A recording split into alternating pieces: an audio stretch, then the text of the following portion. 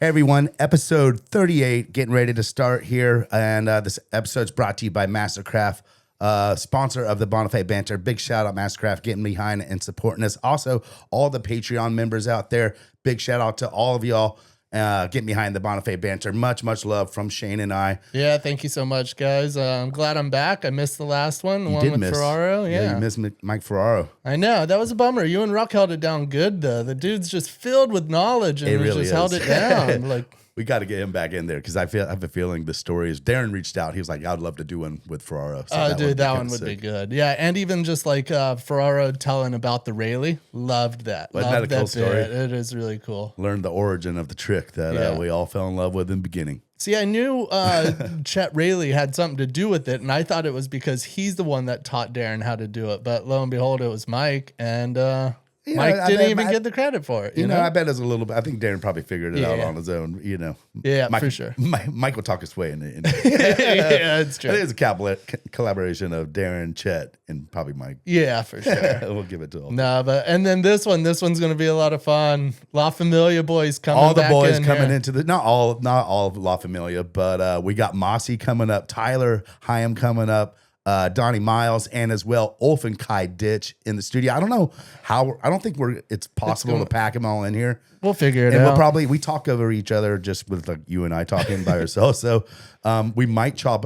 We're still trying to figure it out. They're getting ready to get here in about like 30 minutes. So Yeah. we might break it up into threes, maybe two different parts. And they've all got so much to say since the video's out now. If La you guys Familia. haven't seen it, you got to check this out. La La Familia, Familia, the movie. It's so good. I'm damn so pumped on it. Such good writing, such good storytelling. Like even like these little parts in between all of the sections. Like it's just It's gonna be fun to get into it with them and see how, because we talked to him in I think on like maybe the fourth or fifth episode. We had him in here. I think it was episode 3, and then so that was before the movie came out. So now the movie's out. They've done the premieres all over the world. So we don't want to blow the top off. No, too much, but I'm just excited to get down to it and see what was happening at all these premieres and what happened behind the scenes. And it's gonna be a good one. gonna All be the fun. boys in here having a blast. Well, let's do it, dude. Let's get into the episode. Start that countdown. Shout out Mastercraft. Love y'all. All the subscribers, Patreon members. Love y'all. Episode 38. Let's go. 5, 4, 3, 2, 1. Bonifay Banter Podcast. Yeah, everyone. Episode 38. Coming in hot. La Familia back in the studio again. And we got a handful of them today. But first, we have Ulf and Kai Ditch in the studio of La Familia. Welcome, boys. We've been wanting to have you on the banter for a while now. Yeah.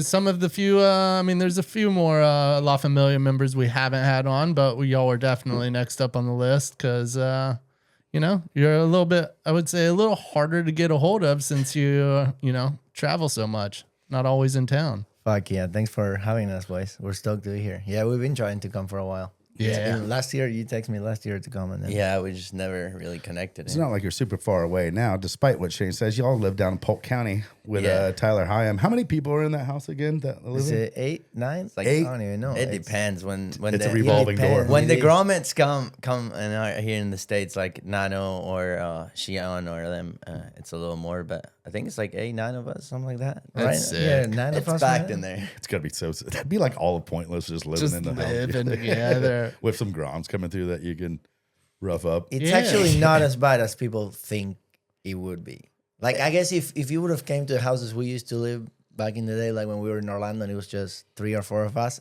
and those were a mess. Yeah. But now, like, Everybody's growing up a little bit. I think we're Starting to- growing up, and like, you wouldn't expect me, Ulf, Luca, giving shit to other people for not cleaning their stuff. True. But we do.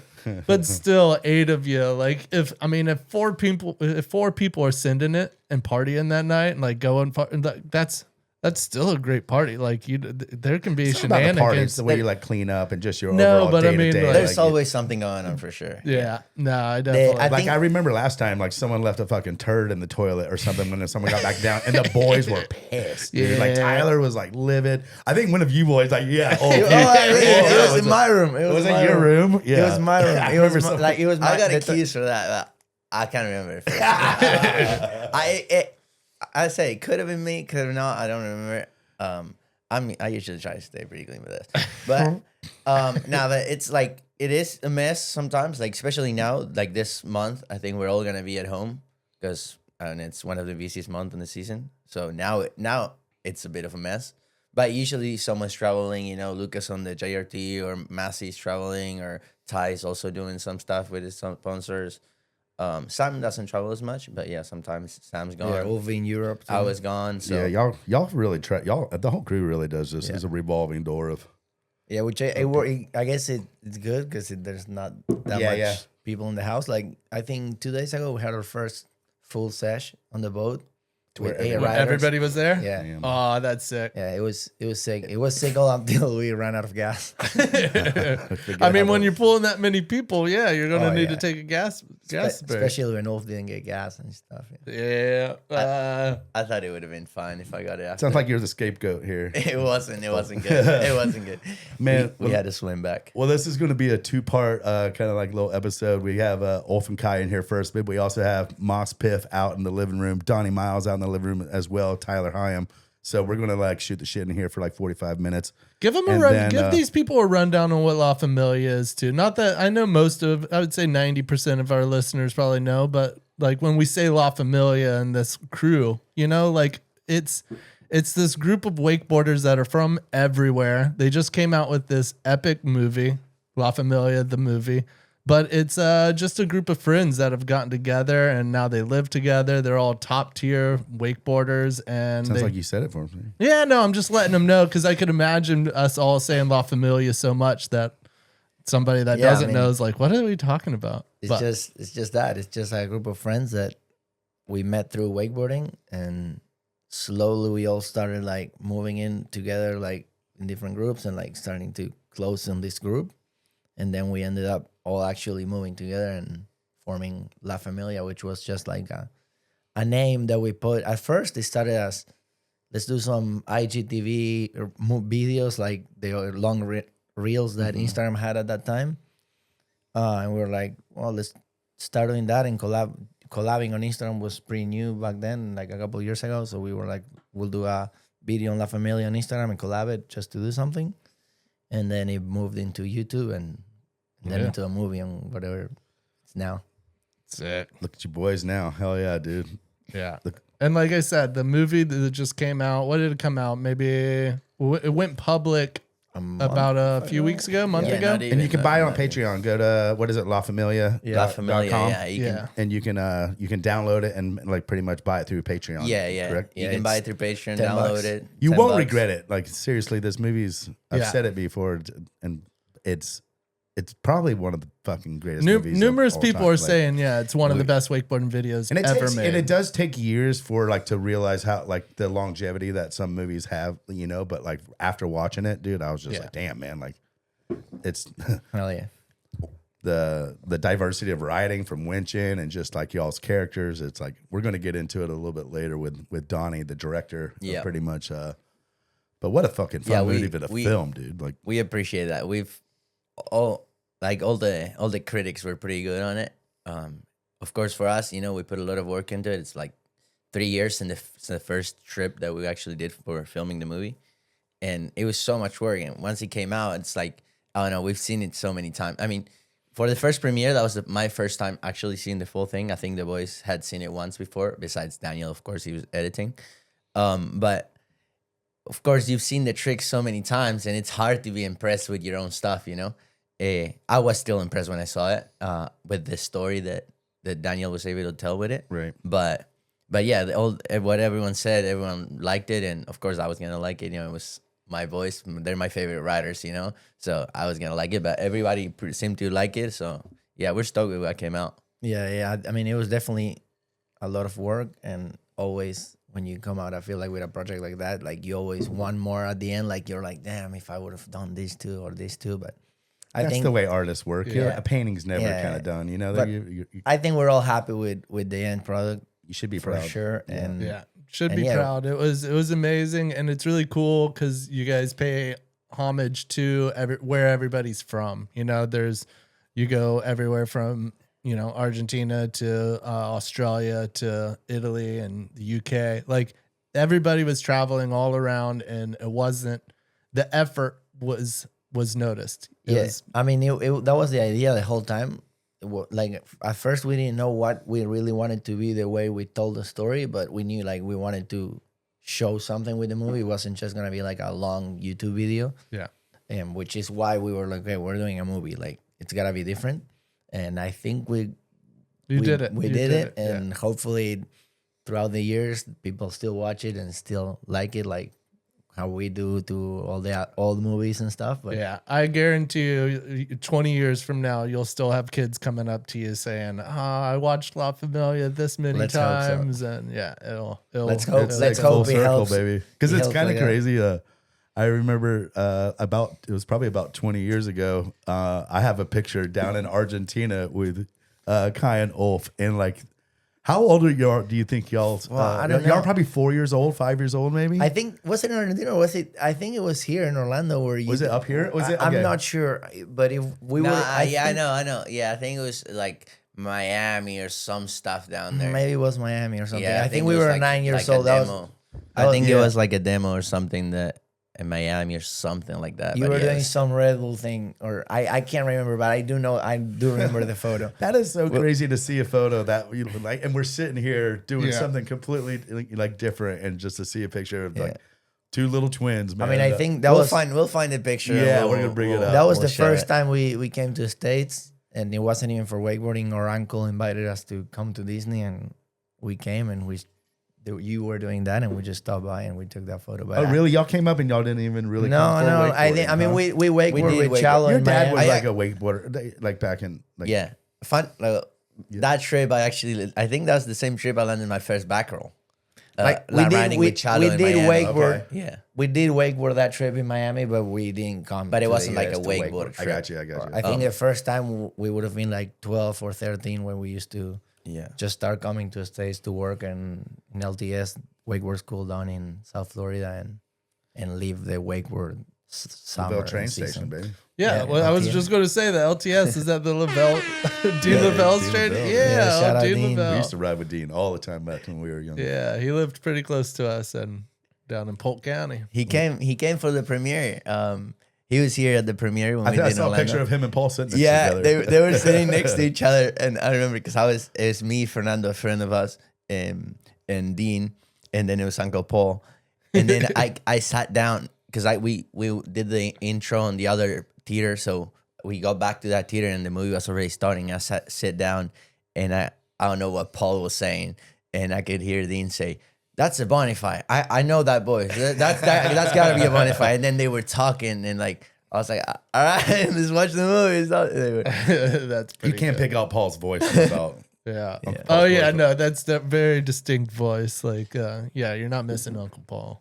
But yeah, you were saying the premiere here in Orlando. I was so bummed. I missed it, and I was off in California shooting something. But doesn't matter. I was so bummed, and I remember even when the dates got sent out, Luca hit me up and he was like, "You going to be here for this?" And I was like, "I wouldn't miss it for the world. I promise you, I'll be there." And then like literally got off the phone For and Earth, looked at Shane that. missed it. Yeah, and then like literally like I wouldn't miss it for the world. Next thing you know. yeah. No, but you man. guys did get a little sneak peek before. Yeah, no. That we did, yeah, and I appreciate. We were on the Roanoke shoot out in Arizona, and we had like a good crew there, and we reached out to Donnie. We're like, "Can we?"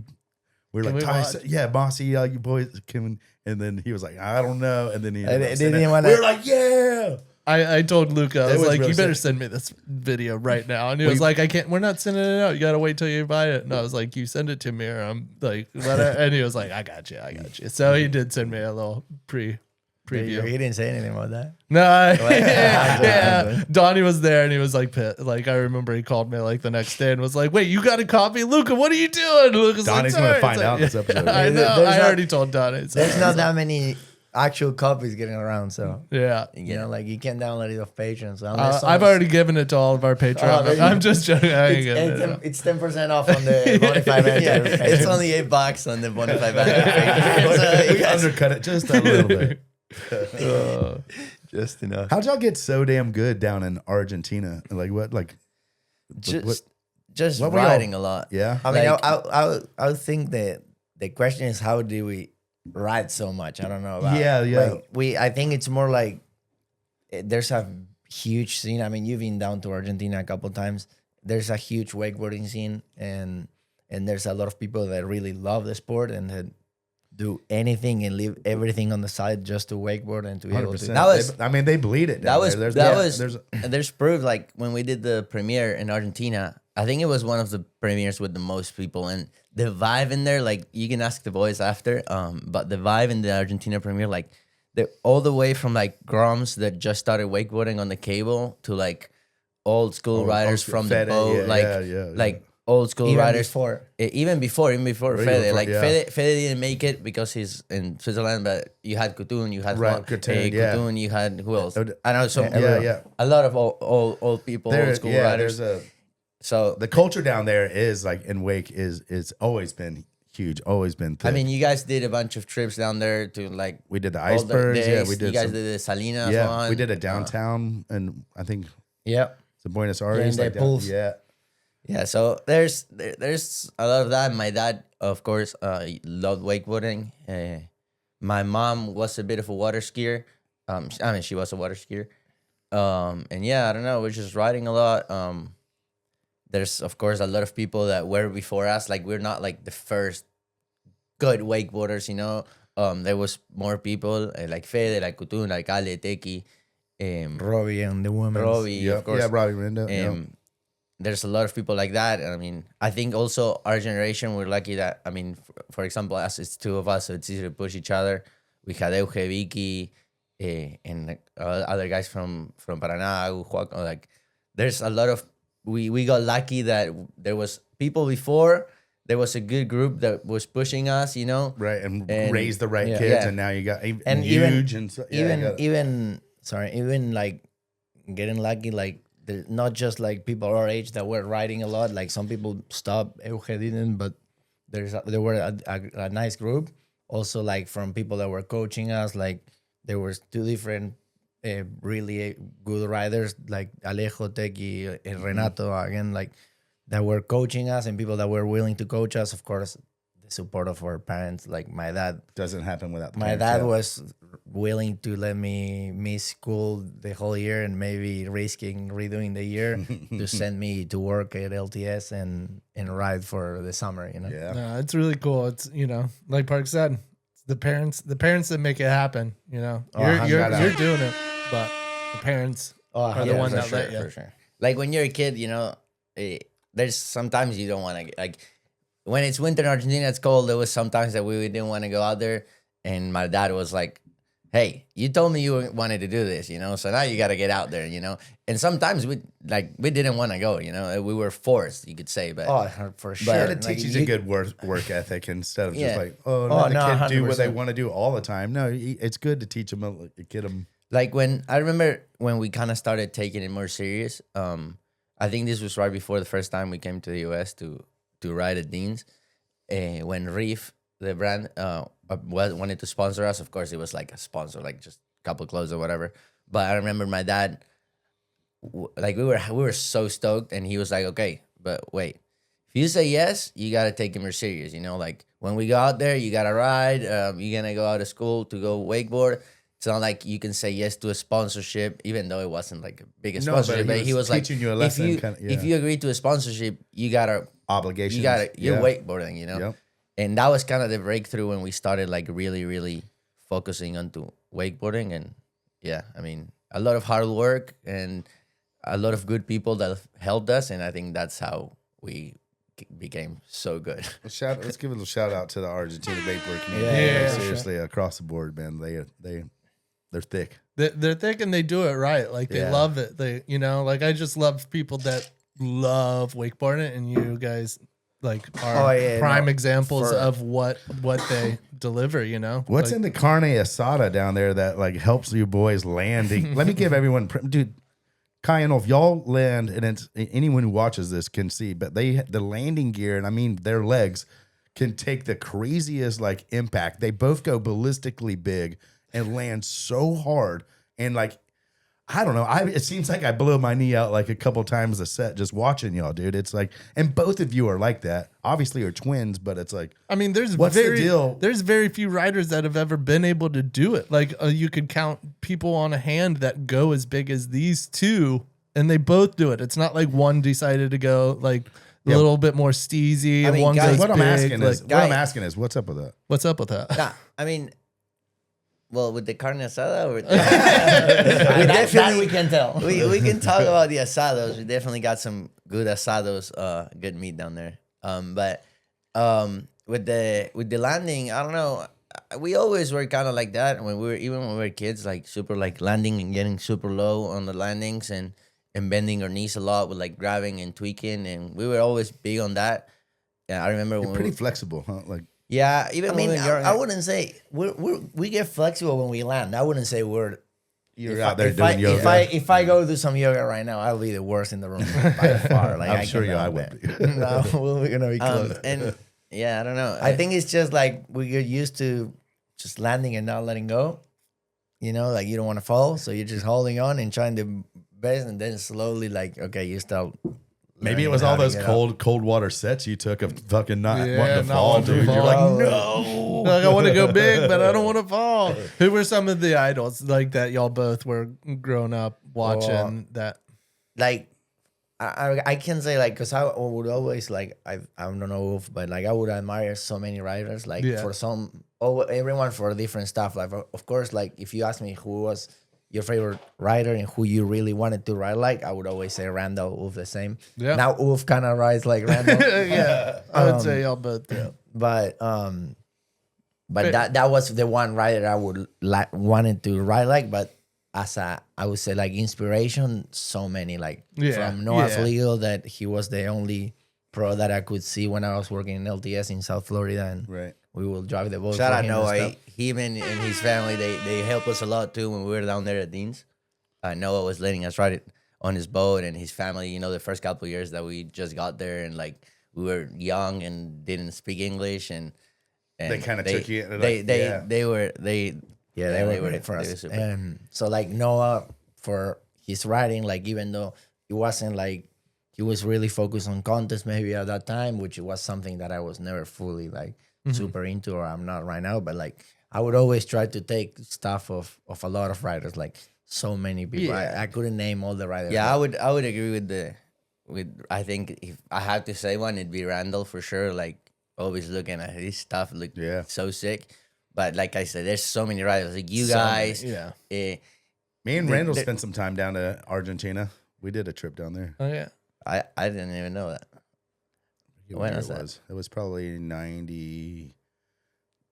2000 maybe. Yeah, I was- 2001 maybe. I've never been. So. I've never been. I'm mad. I've never been down there. there you gotta come. I know. I'd love to. It's fun. I'd love to come down there with you fun. boys. You Show gotta- me the ropes down there because it seems like it'd be pretty. It's sick. fine if you have someone that shows you the ropes and I know, takes you on the right spots. I know Fede was showing Parks the road. And he saw me Yeah, that. he yeah, would yeah. have been showing you. He knows his way around there. Yeah, he definitely does. I mean, you can ask the boys when they are now on the pod. Like, I think we did a pretty good job on showing them the Showing ropes. them. I think they yeah, had a good time. they had fun. Martin was always awesome too. Martin Katoon. Yeah, Kutun. Yeah, he He was. was at the premiere. I was just texting with him today because he replied to my story. He's great, and another person that did a lot for Did the so sport. much for the sport down there. Like him and Fede, they both opened 2.0. They had the two first 2.0 cables up for business in Buenos Aires, and even today, the cable scene is really big in Argentina, and it's all thanks to those two cables that there's still like people that ride because of those cables that now have been closed for 2-3 years, or maybe more, but they started a movement that now in Argentina, if you say, oh, I wakeboard, oh, behind the cable, behind the boat, like it's not like, oh, what's wakeboarding? Like everyone knows what wakeboarding is, you know, and it's because those two cables were on perfect places, and the stuff that they did with it and they worked with it, it all helped grew the You're missing out, community. Shane. You're missing out on some good steak too, dude. I know. What do they call the barbecues down there? Asado. Yes. Not just steaks. I'm good. Oh yeah. What do you? Yeah, you got an empty cup. Yeah, I right got there, an so- empty Yeah. cup. So I was like, can we talk about this? What is this? We're sipping on. This is Fernet. Fernet. For all the people watching, anyone who's been to Argentina definitely knows what this is. That was the Golden World Cup. This is edition. the Golden Shout World out Cup. Messi for it. Shout out. Yeah, today, funny. Today it was the Argentina against Egypt game. Gosh, that was a Yeah. wild ass game. He texted me today. He was like, "Let's go Parks was like, "Let's go Argentina today." I didn't reply. I was watching the game. We were down 2-0. And I was thinking, I'm not going to the podcast today. Fuck that. I'm staying I almost home. thought that. I was like, dude, 0-2. I go, the boy's not even going to come up. I was like, I'm done. We turned it around. We won. It was pretty funny. Daniel was pretty funny. He was like, dude, I haven't seen you this. I watched you win $50,000 in a wakeboard comp and you weren't this stoked. It's true. It is true. That's kind of crazy. Oh, it was true. Dude, what an emotional roller coaster that must have been, dude. Wow. Oh, it was Because like y'all were world champ, you're the World Cup Yeah. champs 'cause Returning last champs, year. yeah. So, and I remember like watching like Argentina in the streets, like when y'all Oh, won, yeah. bro. Like It was it looked like were y'all in Argentina when yeah, they yeah. won? It was out. It sounds a little crazy, but it was definitely one of the best days of my life. Like not just the winning the World Cup, like the day. Like we were all at Pampa, which is like an hour and a half with good traffic, an hour and a half from the city, from Buenos Aires. And we were watching the games with all my friends, all the same. Everyone sitting on the same spot. You know, you trying to keep it. Once you win the first game, you keep the same. you keep crew. that for superstition, So like kind of. usually like Super superstitious. That's interesting. Yeah. the games were last Saturday, so it was good. You're saying and the same things you said. You're repeating the same. We're touching the same. It was like Oh a whole thing going on. yeah, I think What did we talk? Oh, we said the same. Yeah, nah, literally one was of like the that. games was in a weekday, and like the 3-4 friends that we had in the crew watching the game, they were like, okay, leave work early. I don't care. I have to drive to Pampa to sit down in my seat to watch the game because we were all sitting in our own seats. Yeah, and once we won, it was like first it was all friends. My dad was there. We're like hugging each other, super happy, and then we just Do you have videos from this? Do y'all? Yeah. yeah, I I'll have send some. you videos. We all got in our cars, started driving to the city, like we're drinking. Everyone's like the highway, you're barely Can't moving. go anywhere. No, barely no. moving. Then we parked. We took the train to the middle of the city, and we were like in the middle. And It looked everyone's like there was like 2 million, 3 million people. Yeah, Oh, yeah, yeah, I for don't sure. even know the Easy. numbers. But I it have was, photos of Wolf hanging on the light, fence, traffic on the- light. Oh, we need this. We need Well, dude, these. everyone was good vibes. Everyone was happy. We were there with my dad, and we were so stoked. Like everyone, my friends, it was just the perfect day celebrating a World Cup that it was mattered a lot, but not as much as I don't know. The whole thing was Do you just think- crazy. Is there Do a you country think- that it means more to than I don't think Brazil? so. I don't think No, I don't Argentina. think so. I don't think even in Brazil You think Yeah, they have more World Cups. Yeah, they play nicer or whatever. And they're the but- closest ones, I feel like, to us in how we take it. But for us, especially And- that one, because it's been so long, like a whole generation that the last World Cup we won was in '86. So it was like a whole generation that's never seen. Wow. and you have the Yeah. best player in the world, and you're Right. getting so close. Like we lost the finals, and then we lost against France, who took in the year before. It was like we were right there. You know, there was a lot of downs. I would say not even ups. There was just downs, and then And it's almost you only get this small window of Messi in the state that he's in for so long, you know. Oh, so it's yeah. like it almost feels like as he's getting older, you're like we're running out of chances. Yeah. because Oh, if we don't get it 100%. with Messi. Yeah. We're- Wait, how we're long? never How gonna long get it. will it be Oh, before you 100%. get another Messi? Yeah. But hold on, if you guys win the next few rounds and it gets to the finals, are you flying back home from I it? was thinking what are about you that. doing? I think no. well, actually, the that game would be finals. so expensive. The finals. Not for the is- game, but just to Fan be, zone. just Yeah, to be. The finals game is the day after Wakefest Oh, on shit. Sunday. Yeah, so Oh, I wait, think so we're you gonna boys watch could that win Tennessee. 50G and then go to a. and that would be and huge. odds are they're going to walk away with a shitload of money because they Let's hope so. always do it. So even though it would only be the second best day of his life.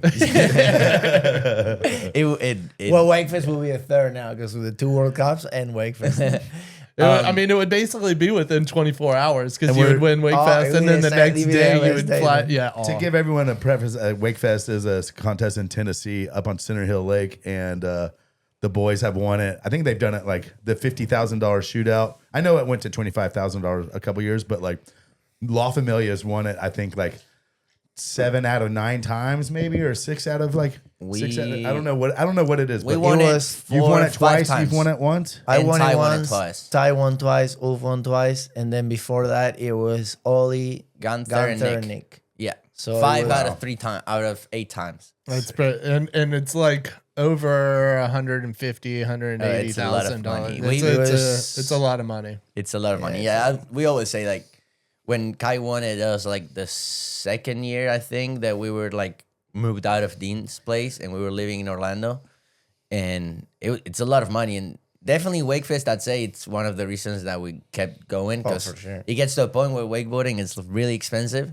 and when Kai won it, that was a lot of money that helped both of us definitely to Right. keep going. And also help you believe that you could actually at least pay for your stuff like Get we the do monkey now. off your back. It was the first contest, real Yeah. one you won too. Yeah, And yeah, then yeah. when I won it, of course, twice back to back, like that's crazy. Like that's definitely the That'll pay reason for why your we're still season. wakeboarding and Yeah. we can still travel this much and go to this contest. Yeah, and- shout out TNT for putting yeah, shout out No Wakefest. doubt.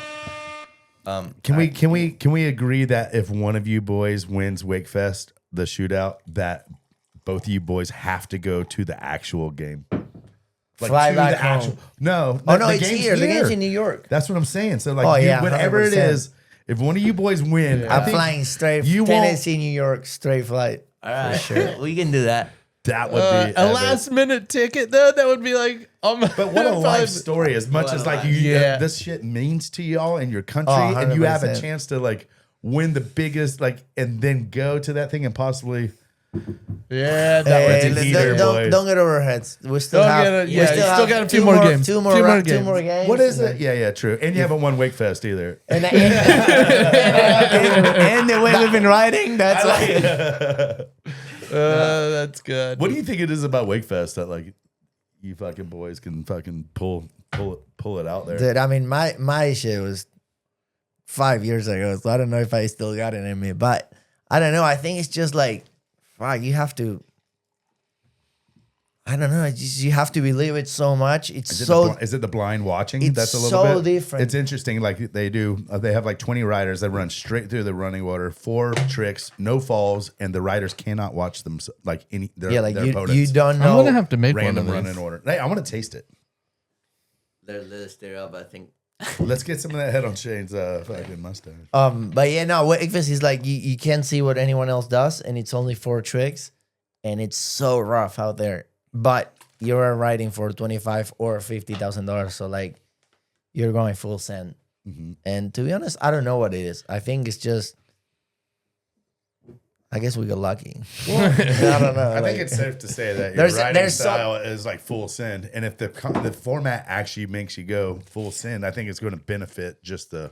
I think the fact that it's 4 tricks definitely helps riders like us I that think are rough not there. water helps a bit too. Like no one Yeah. else is really going like ballistically bit like to the flats, kind of like the way you get. So when you're comparing, I've judged it for years, you know. So when you're watching guys go wake to wake to wake and do all these technical shit, and then you guys are the only ones really going out to the flats, it definitely We'll face weighs. it, but Go. No, you do some big- I think you do some big back fives. and shit, I'll too. land in the. I'll go big, but I'm not going as big as Ulf. But Well, yeah, but guys been focused more on the stees lately and the wake to wake, but I think I like the shit he's But doing. yeah, no, Shitty I conditions? think no, what, the stuff that he's doing. yeah, The yeah. shit he's doing. Yeah. going back, like it's what I think it's the 4 tricks because we're not like that's what makes people that are not maybe the people that you usually see winning contests winning those comps because you only have to do 4 tricks. You don't have to do 8.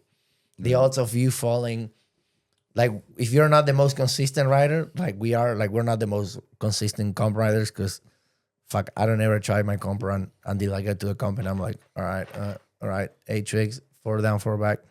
So when you only have to do 4 tricks, you only have to do 4 hard tricks. That's it. Yeah. You don't have to do 4 medium tricks and 4 hard tricks, and you're probably gonna fall in medium tricks because you never fucking do them because you don't like to do them. You just do them because contest tricks, you know.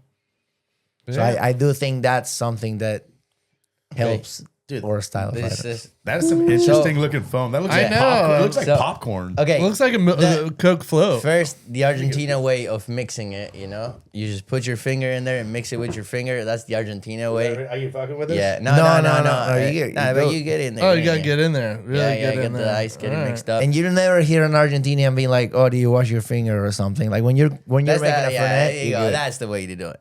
Yeah, And I mean, usually you just have one cup and share it, but we don't want to make a mess. I want to here, try so- this. Cheers. Thank you, boys. Yep. Yeah, it's a proper Argentinian. We should have brought some asado, some I meat, think I but remember this. we, I like we would have it. prepared some empanadas, but It's Like almost a- like a bitter, like a. I would say like a rum and Coke, like a like little the better rum, like a better, not such a sweet rum. It's almost like a mezcal of pretty- whiskey or cognac, maybe. Okay. Well, Can see it's- that. it's like a mezcal of like it's like a bit more like Jaeger mixed like with whiskey with rum, like a little bit like a lot of herbs in there. But we mix it with Coke and makes it a little. What No, is it's the good. what is the water and is it matcha or The is mate. it mate? Mate, Yeah. I almost brought something, but We're already on the alcohol. yeah, we after the Argentina game, I was already on the Fernet. So. I remember I remember I brought back a whole kit when I came back from Argentina the first time.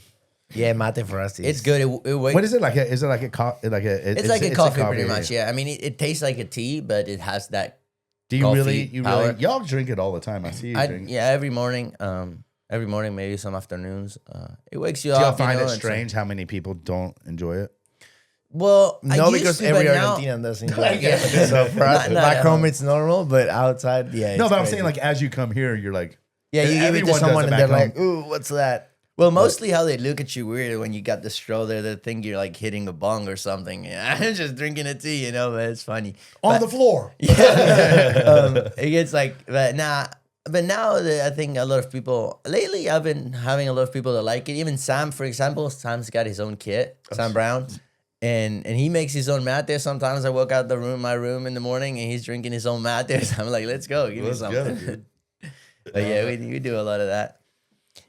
There's a lot of cultural mix in the La Familia house. I imagine so. I imagine there's like all kinds of coffees going on there. There's like some probably really good coffees. All different stuff. I Luca's bet got Luca- the PG tips. No, but Luke, probably. I imagine Luca's like in the kitchen cooking like English breakfasts and shit. English like, breakfast and And tea. then we got a blood pudding on this one or something, some blood sauce. Massi just eats pizza and pasta every day. Like, I don't know. That's I remember I had a blood sausage when I was down in Argentina, and that shit really freaked Morcilla. me out. What is it called? morcilla. It's a sausage that It's like a blood it's clot or filled something? with blood and arteries and like everything. Everything. That sounds yeah. bad. Y'all like it? It Y'all sounds enjoy right. it? Yeah, I love it. I love it. It's But like, you just, Love it. you just How gotta- old do you have to be like to enjoy this in Argentina, no. or like 7-year-olds eating this? Like, Yeah. or do you not know any better? It's like Nah, I us eating think everyone's bologna. eating 5-year-olds. this. 5 years old? I wouldn't. Like, I don't know. It just seems but I like think a, everyone's I eating mean- it. It's normal. Like in Argentina, first of all, because I was looking into this not too long ago, because I was like, dude, I can't find the same cuts of meat here in the U.S. And we just cut the whole cow. You know, we cut it different, and we use pretty much everything. You know, we use a lot of the stuff that maybe here in the U.S. You know, the butchers don't use it, and they're like, okay, throw this away, and we just eat the whole thing, just different cooked. Just Right. cook it different or make it different or whatever, and everything's got its way, you know. And I love it. I mean, what's your favorite kind of way that steaks prepared like back home? Like we obviously in the grill, like the charcoal, like the asados, over the fire. Over the fire Yeah, too. yeah. That's the only way. That's But what's that's the the what's way. the cut of steak? What's the your cut of go-to? steak. Oof. Vacío, probably. Vacío, it's like you just don't miss. It's por sí. It's here. It's different. Yeah, we don't have it here. Yeah. Entraña, which is like the Skirt? what's it called? Skirt or something? Yeah, skirt steak. Like It's the, like the the thinner and all, outside. yeah. Yeah. you marinate it more. Nah. Argentina, the meat, most of it. I mean, some people maybe marinate their shit, but I just even like just salt- lean. You just use the salt and char it on salt the- and and char it on the charcoals and grill, yeah. smoke. Yeah. salt and that's it. And maybe some stuff you put a little bit of lemon on it, but mostly just salt and just straight to the grill and then chop it up and enjoy. And you have a couple fernets with it. You have A couple finets with it. No, I love I remember it. Chad came back from Argentina and like right as we built like Ronix or we got like Ronix and he built like this fire with like all the little pavers kind of like thing and he had like a grate. Oh my God, this is the Argentina fire. Yeah, This Chad, is how we're gonna cook up all kind of shit on this thing. I don't think we ever like really cooked it. Chad was the local. And he came a couple years. Yeah. Of course, with Can we my get shout out Chad? yeah, shout out Love Chad. me some Chad. With my dad and Luciano selling the Malibus down there, and Chad came a couple times to do some stuff with them, and he stayed at our house. And I remember my parents gifted him like a proboleta, which is like a cheese thing that you put and it melts the cheese. And I'm pretty sure he still uses that. He loved that thing. Chad taps into a culture when he gets it. And he brings it back. Chad will definitely indulge. I feel like our culture is super welcoming and loves to share. So like to share it like that. It's the a good culture. host. So it's kinda like we culture. They we really, want you to Right. take this back home and use it. You know. Yeah, we definitely. It's good we stuff. could use some cows. Because our cows, we can't land like these boys. I'm telling you, there's something in the meat down Something there. in the meat. Maybe that's it. It's Maybe it's that. I need to go back and eat some meat later. You're a little The sore. way I've been wakeboarding, I need to go get some meat back home. What's the most injury kind of like thing that y'all felt? I imagine it would kind of like be either your ankles or your hips or something. To be 'cause honest, y'all land kind of crazy. I'll touch some wood but I haven't really had any bad injuries. I mean, I've broke my arm, but like that's never been wakeboarding. Don't knock on the table. That ain't. That's wood. not real wood. Yeah, you gotta find some real wood around here. You can hear the hollowness. No, but I mean, it is. Nah, for it's- me, it's the knees, and I mean, I've had problems with my ankles, my ribs, but the knee lately was bothering me a little bit. Last year, after Brostock, that I was doing those S2 lines. Yeah, there's 'Cause- crazy, that's- dude. Yeah, that when they had some money for the biggest air or something, I was like, that's my thing. You know, I gotta go for that. I'm not going for the win. It was a lot of money for besides the guy that didn't pay, but Yeah, that was messed up. It was a side bet that they had of the thing, not the actual event. Yeah. But Yeah. yeah, there was like some dude who actually. Yeah, after that, I kind of like my knee got a little swollen, and I thought it wasn't much, but it started bothering me, and yeah, it bothered me all through last year. But of course, filming the movie, I just kept going, and it was a little hard sometimes. Like I missed when we went winching in Mallorca, I couldn't ride. But what was it in April? I got a shot of like some stuff in my knee, like just like hyaluronic acid and plasma and stuff. Yeah.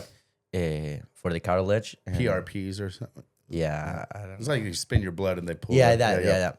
So I got that, and it got a little better. It did hurt once, but now I'm using like a little thing on my knee that just keeps it compressed. Yeah. And with that, so far so good. So nothing really major so far. Of course, a couple crashes winching mostly that hurt a lot, but so far, Yeah, and I think that was like a couple months though. Other than Wolf with his knee that was like coming back for a little bit and he will hurt, stop, but like nothing too. Luckily for now, Pretty I don't know, good. we are getting older. Been So worse like than better. Yeah. How old are you boys now? 26, but I don't know. Lately, it's been feeling way more than 26, especially this week. I've been super sore, but hopefully, I think tomorrow, after tomorrow, I'll be back. Hey, I want to say that I'm stoked. Y'all both went on your own little paths on sponsorship. We got Hyperlight and Double Up now. Like, it's really cool that like you went and got these, Yeah, locked see it it. Yeah, down, and 100%. because y'all were on the same brand for a little bit, and then both literally split almost at the same time. And That like, was crazy, but that. it's well deserved, and it's cool that I mean, me and him, I was split too. I was like, hey, I can't ride for the same brand as this guy, but it's really good. And Double Up's back in there now. Like, Double Up's back, baby. yeah, it's sick. It's good. Nah, it was crazy. I mean, it was, you never really think about that when you're writing for a brand, but then of course stuff happens and you end up trying to find the best way to, nowadays is not to make money, it's to be able to keep paying for your stuff Yeah, and wakeboarding. no. So we were both like open to hear stuff and just looking for brands that will support us. And I think we're both happy with what we found, I mean, Oh yeah. especially me with Double Up, they hit me up. They're coming back to the boat scene because, of course, Double Up for the people that don't know, but I think the people that watch this podcast know it was a OG wakeboard brand, and then the owners that have it now started as a cable brand, and now we're back in the US, back with a boat line. So I'm stoked. I love it, man. Yeah, you're great for it. Yeah. I'm learning a lot too. Yeah, pumped for you. And I'm glad that Double Up's back. Like when we were younger, and like Nelson started it, and like what Double Up was like such a cool icon of a brand, and it was this thing, and then like sort of it went over to Europe and was a cable brand for a while, and you didn't see this if there's a brand called Double Up, we need some boys hitting double ups because and going big you're and not doing any these double what ups these on guys the are cable, doing. huh? Exactly. No, yeah, and I mean when I talk with them, they of course were like, okay, this is what we want for the brand to look like, which is the same as what Double Up always used to be, and I was like, cool. No, that's me. I'm on the board, stuff that's been like, coming out recently is like it's it pretty looks cool. good. Yeah, it's got that good And grungy. do you sign with Hyperlight around the same time? Yeah, just a little bit earlier. Like he said, it was something that we needed. I mean, we were together. It was kind of crazy to take our different paths, and now like I'll go do some Hyperlight stuff. He'll go do some Double Up stuff, you know. But yeah, like he said, it was something that we needed, financially wise, especially, you know. Yeah. But yeah, I mean, How did that kind of feel like being like that? Y'all are twins, and you come over here, so y'all like. It's almost like, and you see twins always kind of like really stick together, almost more than just siblings themselves. So it's like, and I'm sure your whole lives is kind of like y'all have been like so 100%. close together. Like, what did that feel like? Like finally kind of separating sponsors and kind of. I mean, I think like we have like we've been together for so long, so much time of our lives. Like I think we started traveling separated like not too long ago. You know, like we've always like Even travel together. Yeah, like even I don't know, like we've went for because example, like you said, like even siblings, like we're the same age, same everything. We like ride just as good as each other. So if there's a contest, we're both going. If there's something, it's like it's on. especially like living, like, we do everything together. So there was no reason for us to not like do the stuff together. But like you'll be surprised when was the first time that we actually went on a trip separated. You know, like if not, we have the same friends. yeah, we that was do the probably same like cons. 5 years ago. Interesting, Yeah. Yeah, it would have been like Or after maybe COVID not that even, we yeah. did our first trip separated. Was it like, something that y'all imagined would happen in the future if you kept getting better and better? That like y'all maybe one sponsor wouldn't take you both under the wings, like you knew. It Yeah, was I mean, definitely at some point probably we thought about it, but we didn't really like ever think about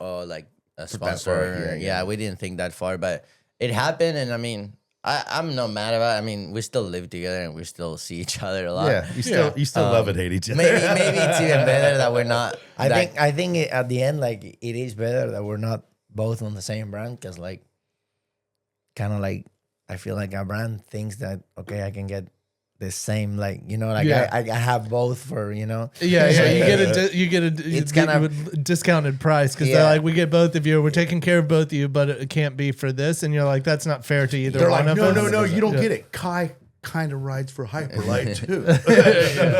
No, I mean it is a tough one, and I can imagine even being the same age and the same level. Like when I went with a different brand, it was, you know, I knew what Parks was already doing, so it was like easy for me to be like, well, I'm not going to be able to do that. Like I can go find something else. Or Liquid was like, we want what you were offering, your style and this thing.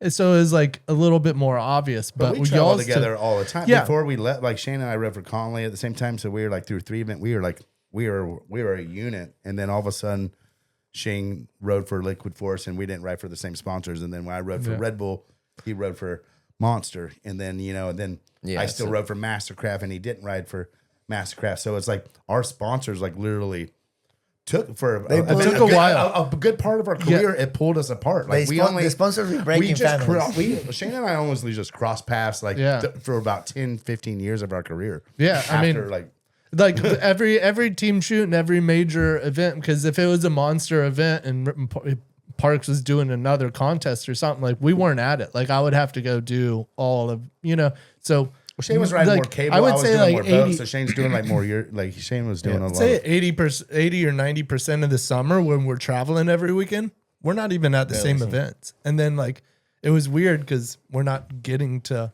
And you're used travel to the whole time. Yeah, I like think we would hang out more at home than we would on the road, but yet we're doing the exact same thing, but in two different cities. I think like, for us it's a little different because especially now that maybe there's not as many events as back then, and also because we're both still like on La Familia, we still live together and we still do those trips together, and it's not like we both had that many sponsors that were away for that long. So I think we're still together a lot, but it's also cool that we kind of have our own like I agree. path, It's you gotta know, feel and refreshing. we're doing our own thing, and like especially now, I think we're riding pretty different. So we're both doing different stuff, you know, and I think don't it's know. good. I think it's building identities for, you know what I mean? It's not just like the Ditch brothers. It's like each one of you's got your own agenda and your own things going on, and that's the way it should be. And it shouldn't. Yeah, 100%. You shouldn't have to be lumped together because both of you all are great riders and deserve your own.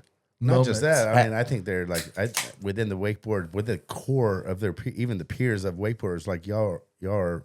Yeah, I mean, in there with all of them. Yeah, for sure. I mean, I feel like it helps also, like now looking at it, like that we're separated more and we're doing more, a little bit of our own stuff, like Wolf with Hyperlight and with Double Up. Yeah.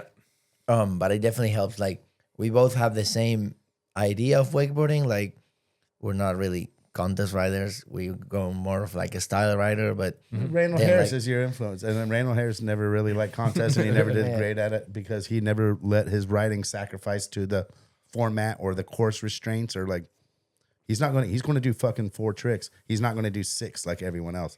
100%. He'll take it. He'll take it on the judge it how you want, but he's going fucking 28, and he's going to take his time fucking going down. I mean, that's what happens to Wolf. and he's either going to fall or win the fucking contest. That's exactly what happens to Wolf. Like Wolf can't fit the same tricks that. Have you guys ever tried riding at Randall's? Like, do you like?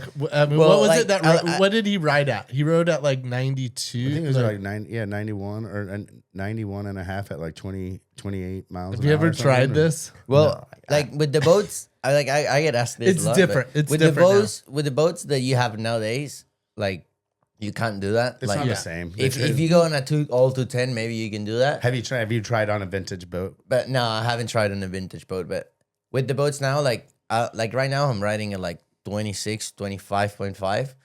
And you can't go much faster than that. Like on the Supra, for example, on some Supra, I think if you go faster than 26, the blade stops working or something like that.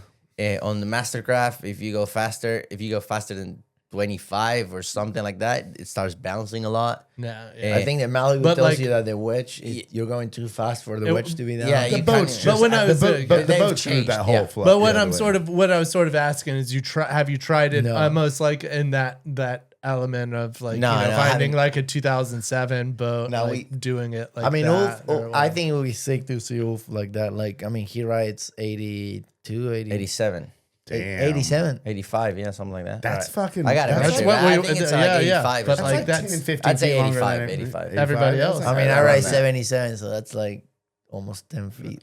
I mean, it was okay. So And even whenever you're we long, were, though too, like there's some 72 and a halfers out oh, there too. yeah, there Like, is some- there's a There's lot of them. there's some 70s Not out there. shout out to the 72 and a half. Let's give a nod. No, shout out. so when we were riding too, is like I would say the average pro was riding at basically 78 to 82, and then I think it was probably around 23 or 24 miles an hour, maybe 25, but then Randall would show up, and you heard about it. You didn't get to see it too often. But you'd hear, you're like, no, Randall rides up like 92, and you'd be like, I'll give it a go today. I'll see what it's like. Like, and you have to find rope and add extra 10 to 15 feet of rope on, and then you'd be like, bump it up. And as soon as you would get to the spot where the wake would actually be hittable, and it's like 28, 29, you're going,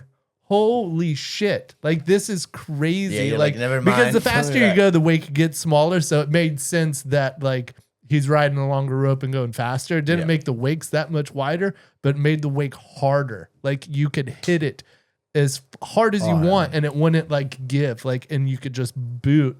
And you're like, this dude does it's one thing to do a trick and be like, I got a trick. Like, I could do He does a front to everything flip. every I day. could do a front to fakie with this wake and at this speed, but to just do everything, you're like, this is crazy. Like, I'm not going to cut it and that's what try to do happens. a toe back 3 or some off at, like at this speed. Like, it's so fast. With us, I mean, I ride to the flat sometimes to have fun, you know, and I mean, I don't put my rope as long as Wolf or go as fast, but like you ride for a little bit, you have a lot of fun. It's hard and it hurts. Yeah. But then you see Wolf we're filming and it's 8 a.m. and we're in South Carolina, and it's 8 a.m. and okay, Wolf, you're up to film. Have fun with this one. You know, like it's like 8 a.m. He's riding to the trough.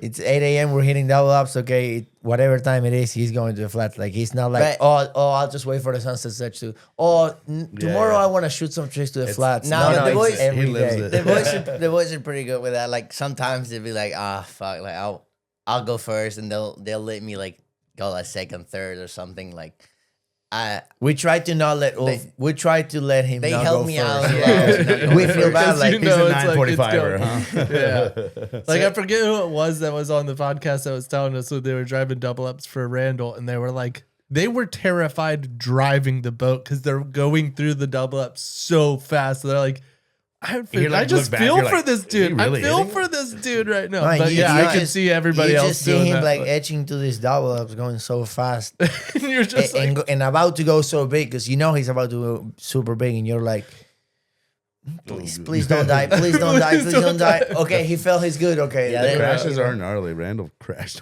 Yeah. so hard. they're hard to drive. Like especially what I was saying before with these newer boats, like the double ups. Like we've been working a lot. Like obviously, like I haven't been riding to the flats my whole life. You know, this is like a couple years ago where I started like doing that, and we're still figuring out. it's how a to do full time the- job. We're still figuring out how to do the best The double science laps of we it, can. yeah. Yeah. Like we've tried like not going at 26, 25 all the way through the setup. Like just set it up at 23, Slower, yeah. 24 and then speed it Yeah, up. that's right. And we've been kind of like testing it out with everything, and we kind of get in there, but it's still like sometimes out of nowhere, like the boat, you turn around, the boat will start bouncing because there's that bit of backwash. So I there's a thank God I'm with these guys that they know what they're doing in La Familia. Like we got a bunch of good Got a double good up crew drivers. weighing in Yeah. on everything. So, but yeah, we always got to send people at the front for double ups. I mean, it's not what- easy what to I- drive. Yeah.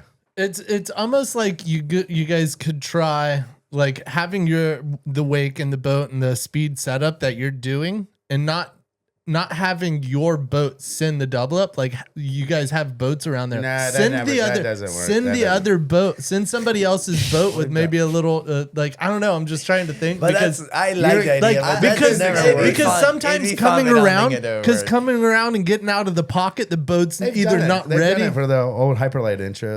I know, that but one I'm with the saying bunch of like they if did you a could. whole- they did it. And it did but I'm work, s- but I'm just saying that double up's not the. But it's if you dialed it in, Expensive, you that's got for sure. Having two boats running. two at the boats same running. time. Yeah, I don't know. yeah. I'm not trying to do a 4-canner set. No. Yeah, I kind of for that still. but- Four Hey, canners. Someone wants to. Get a helicopter. No, that's good. Well, But hey, while you're talking about Randall, they're actually doing the MBs. Like they're auctioning off that boat for Randall, and like it's a boat that was designed for Randall after he passed away. It's a one of one, and it's kind of it's pretty sick. And all the money goes straight towards Harmony, his daughter. So. And it's, there's a bunch of more and they're stuff there. yeah, and we're auction off a bunch of more stuff. So I'm like donating some stuff we're going to auction off, but there's going to be like a website to where you can go and like check it out. Yeah. Shane, put that up in put there. it up there. Oh, But yeah, we yep. should. Yeah, everyone. It'd be cool if the whole the writers all like put up some really cool stuff that meant something or something to, or even or whatever. Anything counts, but just like Yeah, for sure. and then everyone getting behind the whole auction. I think No, everyone, definitely should. like you boys said, Randall's meant more to the industry itself than anything. So I think he, as much as we can get I, back. I've never met Randall. It's like probably the only. There's not too many people in the world that would. If I see Messi, I probably wouldn't bother to ask him for a picture. Like I don't know. It's weird. Like I'm also not that person but I would probably ask Randall if I would have ever got the chance to meet him Yeah. to ask him for a photo. It's crazy because I have a photo with you, but. I don't remember. I was too young. I don't remember being like, hey, Park's gonna take a photo. Hey, like, yo, sorry, Park, can I bother you? Like, I'm not that type of person, but I will for sure would have got out of my way to ask him. I don't know. I don't know. Randall was pretty intimidating. Would You would have seen him and been like, you would have almost walked up there, and then he would have seen you, and you would have gone and just like walked around. You're like, I'm not doing it. I'm not doing it. But no, I've never met him, and he was one so of nice, yeah. one He of would've- those yeah, riders would've. that I would have been like, damn, like Yeah. that's I Yeah, I think he think a influenced lot a of lot of people can wakeboarders. feel that like there's no one out there that's gonna be like, oh yeah, no, Randall is not one of the top 3 best wakeboarders ever. For sure. For sure. Nobody's arguing. Surely that not. right And if they are, they don't know shit. now. And then if they don't think so, then I don't give a opinion shit is about not their Boys, man, it's been fun, dude. We should probably get out there to Massi Pissa with it and Donnie and Ty, so they didn't think that we forgot about them. But Yeah. they're hanging out with party on the let's couch. give them a but, call. Take a little break. but that was dude. I love you, boys. Cheers, dude. It was thanks for having fun us, to finally boys. get y'all in here, Hell yeah. and more to come. And go fucking Argentina. Let's Let's go. Yeah. From a 1975 Stars and Stripes to a 2026 X-Star, the fact that so many Mastercrafts are still on the water says something. It says progress doesn't come at the expense of longevity. And it means the fourth owner can feel just as confident as the first. Because we don't build boats just to sell this year. We build them to deliver year after year. Mastercraft, held to a higher standard since 1968.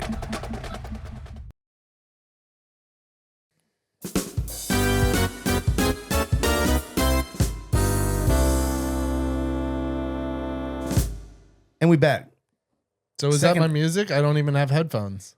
Oh yeah, Good to music hear. play. I Yeah, missed yeah. it. I Yeah, missed Shane it. misses music. We Shane doesn't have headphones because we have the rest of La Familia in this in the studio right now in this 2-part episode. Donnie Miles sitting in the seat, Moss Piff and Tyler Hyam. Welcome, boys. We previously just had Ulf and Kai Ditch in here. It was a solid hour.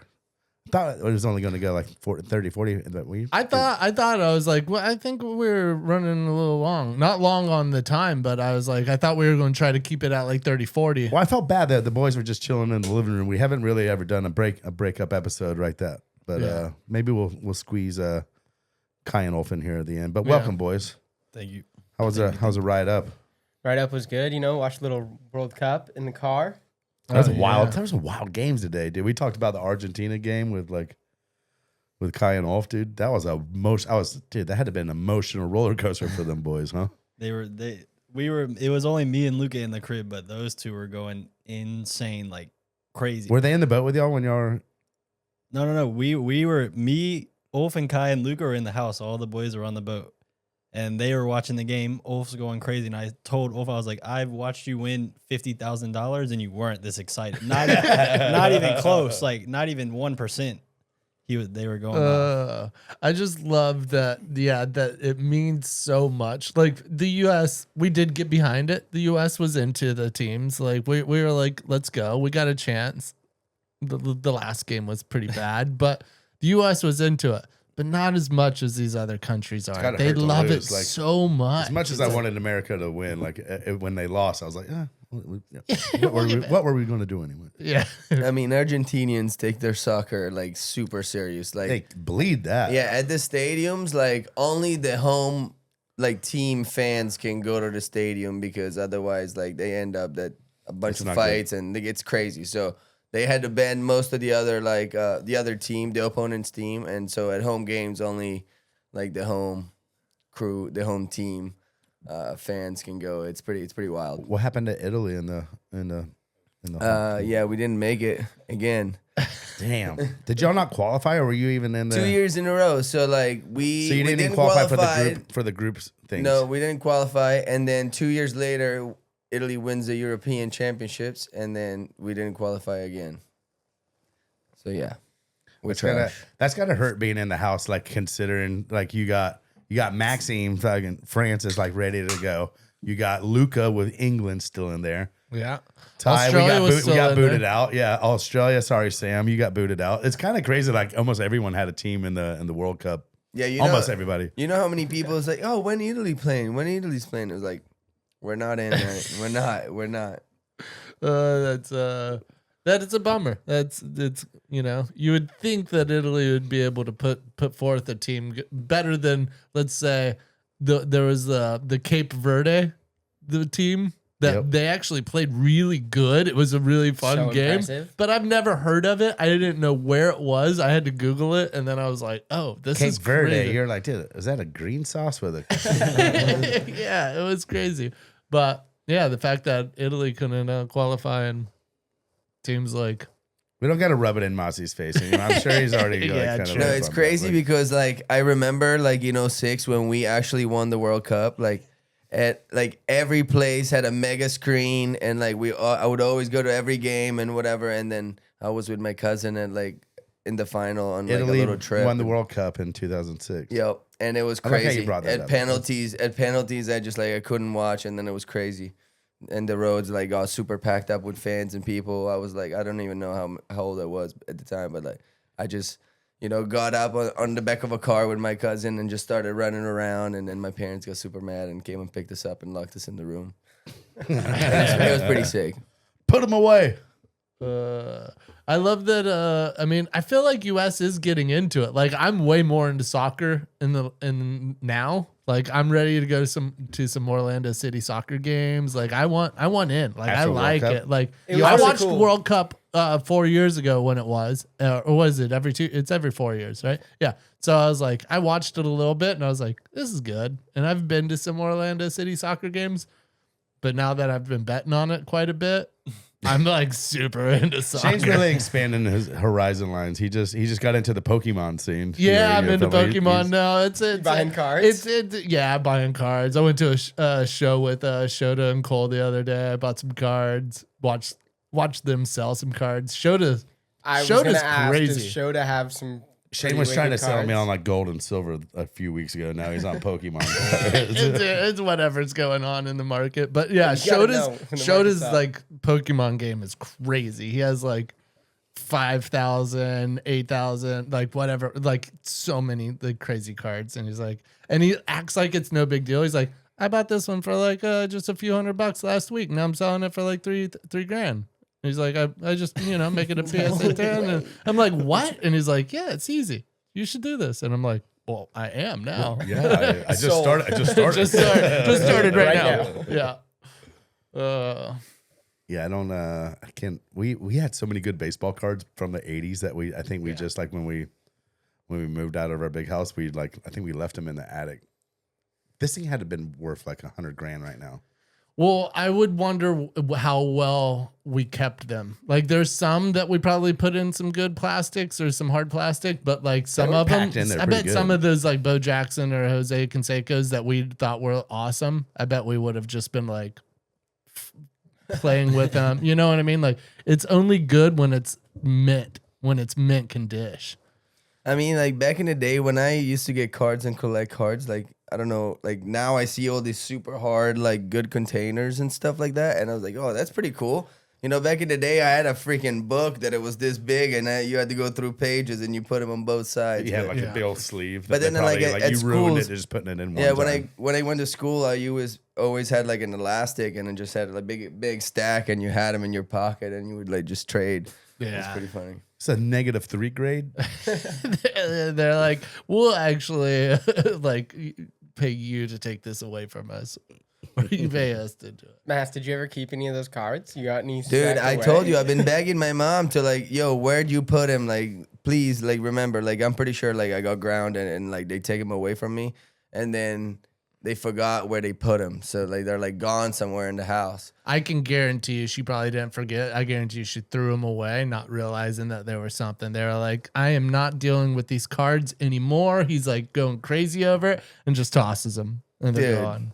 I would have It's been an honest pissed. Like, mistake, I man. had a bunch. I had a lot. Like, and me and my cousins, like, that's all we played when we were like young. Like, even at like Game Boy Color, like Yeah. every single Pokemon we How many had. people accidentally threw out like $500,000? Like, And Like, yeah. Oh yeah, Yeah. so Lot many of people. cards are like probably gone forever. Like And it's crazy too that like it was the Pokemon stuff they were valued high, and then like 10 years ago it like just started to skyrocket. So like you could have had great cards and sold them for 150 Peanuts, bucks and been like, yes. And then No. 10 years, like 4 or 5 years later, they're now worth like 10 grand. Yeah, but And it's you're crazy though, like because I never played the game. I've always had the cards, but I never like played the actual the game. game. You know what I mean? Like it was always like a collecting thing. Like it was. I never. Yeah, played I the looked game. into it the other day because I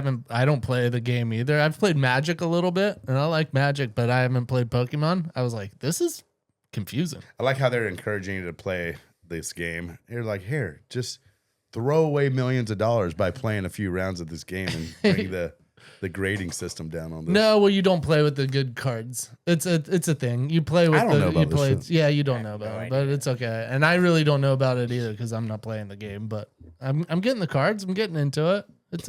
It's happening. Things are going up in value all the time. Should see my portfolio. Yeah, I was gonna say you got a large portfolio, very diversified. Yeah, very diversified. It's Hard crypto, rock. hard rock, Pokemon They're like, none of this is worth it. I got NFTs still. The things are fucking blowing up, right? No, They're like, not. Shane, have you tried They're gonna come back. IRA? Have you heard of the S&P? There's a thing called a Roth IRA. You should- So, boys, y'all are just coming off pretty much the world tour of La Familia, the movie. And if you haven't seen it yet, you're fucking up. And you can actually download it on Patreon right now. We'll put a link up.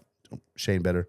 Yeah, I'll put. But that's a pretty sick way of kind of like releasing the movie after you've done the premieres and stuff is through Patreon. Yeah. I mean, I think selfishly we were like, we can't just put it out quite yet. Yeah. You know? I mean, maybe one day it'll live somewhere, but like It could one day be somewhere. the amount of time and effort that you put into this, you gotta, I agree, you gotta do this the right Yeah, way. and it's not selfishly. You put out videos on YouTube. You've shown people enough of what is to come if you purchase it. You know what I mean? Like you can see what is on y'all's YouTube, but it's like you can't just when you put 3 years of work into something and this much, grind, you can't just be like handing it out. Like No, you can't just give it away. nah. Because we had y'all on episode, I think it was episode 3 when we did the Bonifay Banter that y'all were on, and y'all were, I think you were still filming the movie, or I think you just got back from Argentina. I can't really remember the details, but so y'all were still filming, and then you did you pretty much did a premiere on every continent that every member of the team is from, which is pretty sick because that's kind of like the structure of the movie itself. So what was y'all's favorite premiere, and like kind of what was the thought process of doing your premieres like that? Because it's kind of unique. I mean, I feel like every premiere was a little bit different, but it was super cool. We had a little bit of money that we got from some sponsors, and we tried to give it back to the like local community. So we just wanted to do like a day where people came out, rode, had a good time. And the cash for tricks, and then the looked cash crazy, for tricks, right? Dude, the footage looked amazing from that. Yeah, and that's what it's all about, meeting other kids and just like sending, just having the boys there, like telling you to do something or like pumping you up, and then going out there and doing that. So we gave away quite a bit of money for that, and it was really cool. Just give back to the community. And I mean, Australia was really good too. It was like alongside Moomba. But we actually, like, some of the riders, they had to go and ride Moomba, or like there were some like the podium, so a lot of people couldn't make it. But then like Argentina and Italy were smacking. Yeah, Kai and Ulf said the Argentina one was really fun. Smacking. Solid Like, turnout. Insane. It was like probably some of the best times ever. Like, we finally, did the whole movie, and then now finally we get to go enjoy it and go see everybody. And it was just insane. Like the amount of people, the people that drove like 14 hours in Argentina from one side to the other just to like come to the theater and watch it. And it was Wild. it was pretty crazy. cool. Like the energy was, the heart was pumping for sure.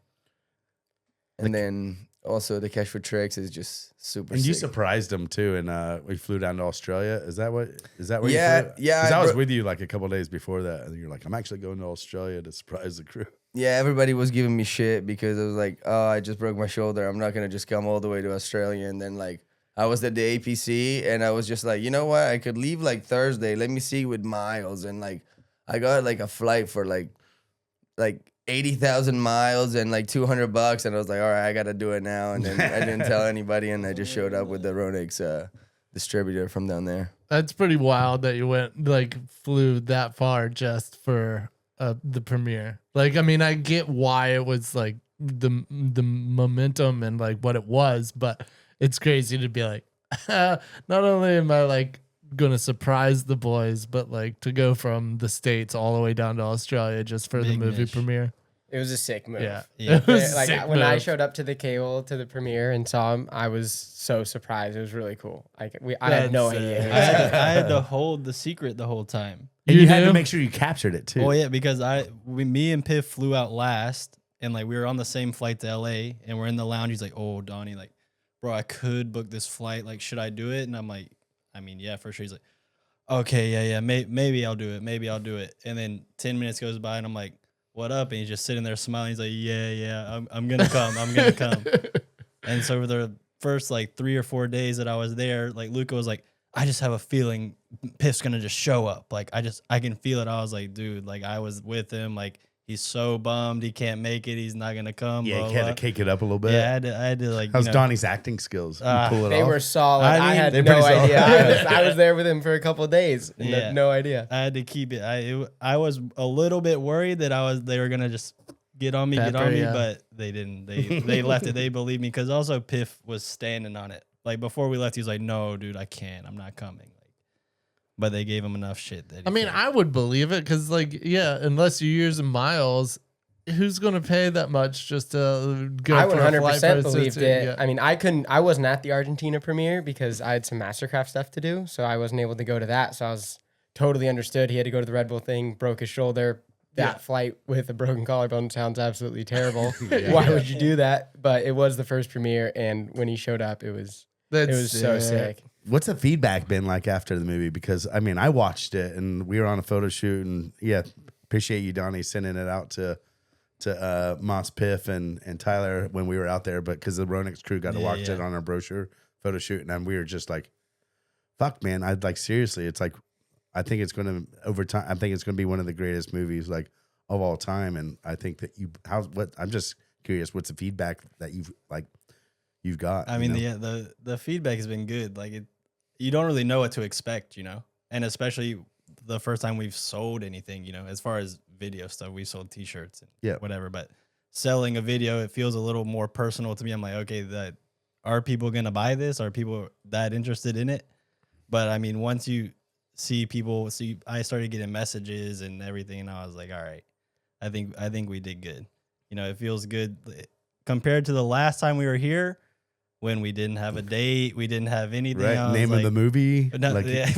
We never ended up with a name. It was just called The Movie. Well, that is the name. But definitely, it feels good now. It's like a weird feeling. We talked about it, all of us, the other day. It's like a bit of a. Well, I was actually kind of, I don't know what it is. Well, I was actually with you because we were down shooting a Liquid Force shoot down in Winter Haven, and you were over the day that it like dropped. Well, and I remember what Luca and Sam are at the shoot, and we're all hanging out, and I was like, oh, today's the day, because you guys hyped it up great on Instagram. Everybody had their own post of like, this is, you know, almost intros into different people's things, but it was done really well. And it was like, where are we at? And then like Donnie shows up at like probably like 2 or 3, and he's just like not stressed, but like he's like, I just keep hitting refresh to see if people want it or where we're at. And he's like, I just had to get out of the house, and I'm just like,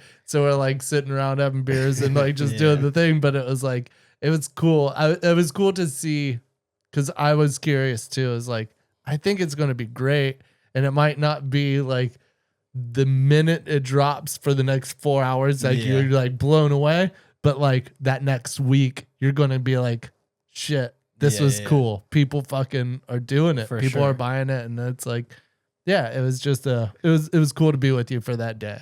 Like, and actually Donnie did such a good job, like tying it all together, making it look like such a good story, that even if you don't understand wakeboarding that much, like you still like understand the character, the people, and I don't know. I think you absolutely killed it. And is that something that you thought that you kind of like planned when in the beginning, or did you kind of like know we were going to film a movie, and then as you start filming, you're like, okay, maybe how's this intro going to go? Did you kind of piece, because it was really well done the way you kind of went through everyone's intro and geographically where you were, and like, I don't know, it really was that all thought out as well as it looked? Yeah, Donnie, explain how you did it. Explain how you did it, buddy. I don't know if I have a certain answer on how. I don't know. It was not the whole, but the overall process from afar. Like I think I had the structure kind of in my head. Like I knew obviously the whole idea of going to each spot that was set in stone. That was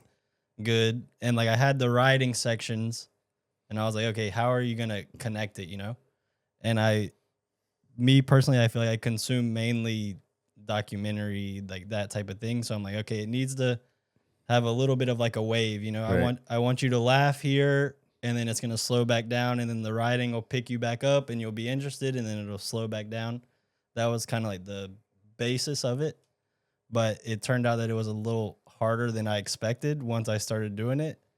And the whole like old clips, I don't really know when I thought of that. It was definitely close to the end, buzzer beater type of thing, that I'm texting everyone, yo, you have old clips of you from 10, 15 years ago? And they're like, maybe. And that was a lot sooner to the first premiere than I would like to admit, but I don't know. I think it was all planned out, but it kind of just, I don't know. It was a weird, happened like the process. Yeah. You got it down absolutely. Yeah, it was a weird time. It was just like I think this whole thing with the, and it's not a spoiler, but this whole Polaroid, the way it comes in, the binder, this shot that you do lays out like, it's like you said, you have these roller coasters of moments and feelings and, you know, all of these old shots and then new wakeboarding stuff, but there has to be a thing that connects all of it. And this thing of you laying out all of these photos and like these Polaroids, and you're like, this is what it is. And it's cool because it shows your point of view on what you did with these guys. It's not it's not a video of just clips of wakeboarding and guys in old clip. Like you can see that there was a director or this, you know, main person going, what does this mean to me? And it's these photos and this moment where you're like, this was cool. Like this is here. And then these old clips sort of show where you get this, like, and you get in touch with the other people, you know? So it's you personally meeting them in their own country, and you see them as kids, and then everybody gets to go there and witness this culture in their own countries. But then it always pulls you back to this Polaroid thing where you're going, okay, so now we go here. And it's really done well where like, I think wakeboard guys that are watching this and they have a girlfriend or they have a wife and they're like, I want to watch this video. They'll put it on, and the wife will, like, halfway through, a quarter way through or whatever, go, this is really cool. You know what I mean? Like, they might not be into wakeboarding at all, but there's this moment. He was a really ugly kid. Yeah. But it's a very tangible thing where you witnessing what you're involved with and making it a film. And it's cool. It's really well done, man. Thank you. I feel like that what you said about the office scene, like I had that in my head where I was like, because every documentary or whatever has almost like a recurring scene that it goes back to that kind of carries the story along. And I thought that I was like, this will help. One, it breaks it up and it's like a clear visual thing. It's like, okay, this is the start of a next section chapter, you know? Yeah. It's like a very clear visual contrast between wakeboarding and then you have a office and Polaroids. Yeah.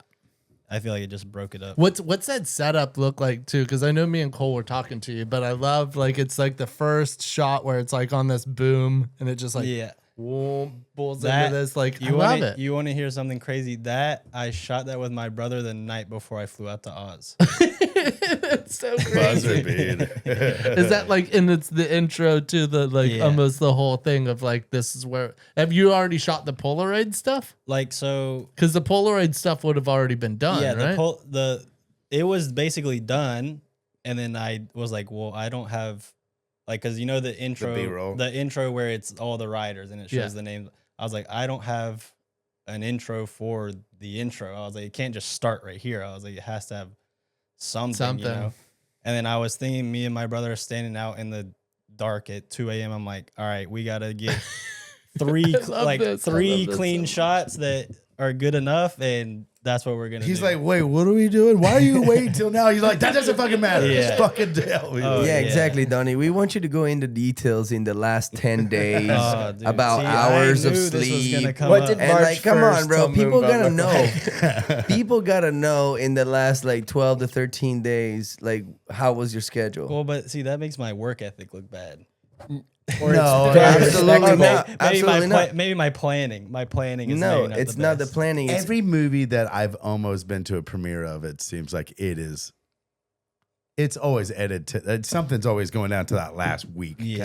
Dude, Relentless. When we did Relentless premiere, everybody showed up to the movie theater. I think it was out in California or at a Pro Tour stop. Justin Stevens was still editing in his hotel. He's still editing, and we're at the movie theater for the premiere. And he's like, "We're like, what's going on?" And they're like, "Justin's still," and he's like, "They're exporting," and it's like.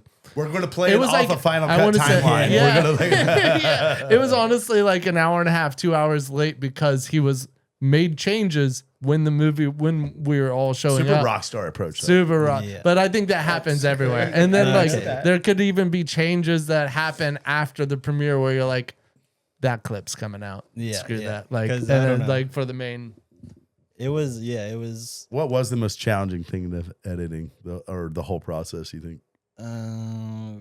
the connecting bit. Well, like not like challenging editing wise, but I think I underestimated it in my head. I was like, oh, okay, I need I can piece. I need 2 minutes in between each part. That's easy. And then I started doing it. I was like, ooh, yeah, this is gonna be a bit. He said, "Oof." Yeah. And Ulf runs in. He's like, "What?" What? You're like, "No." Yeah, it's no, fine. it was. Yeah, I think everyone was there. You were there before. oh yeah, Yeah. No, I was there. Not much sleeping from Donnie at all. No, it was like a week or 10 days. Just like wake up, get on the computer, be there all day. Piff was feeding me. Like I would be on the computer. He's like, "Here, you need to eat," and like he would hand me some food, and I would eat and just get right back on the computer. You're just trying. I just pictured like him putting a sandwich in your mouth. You're like, Basically, that's basically what it was. But it was a bit stressful. But Yeah. we got it done. It's all good. I would wake up, see Donnie in the computer, and then I want hours Massi go to feed by. me pasta when I'm editing. Dude, if you're at the crib, then you probably get fed for sure.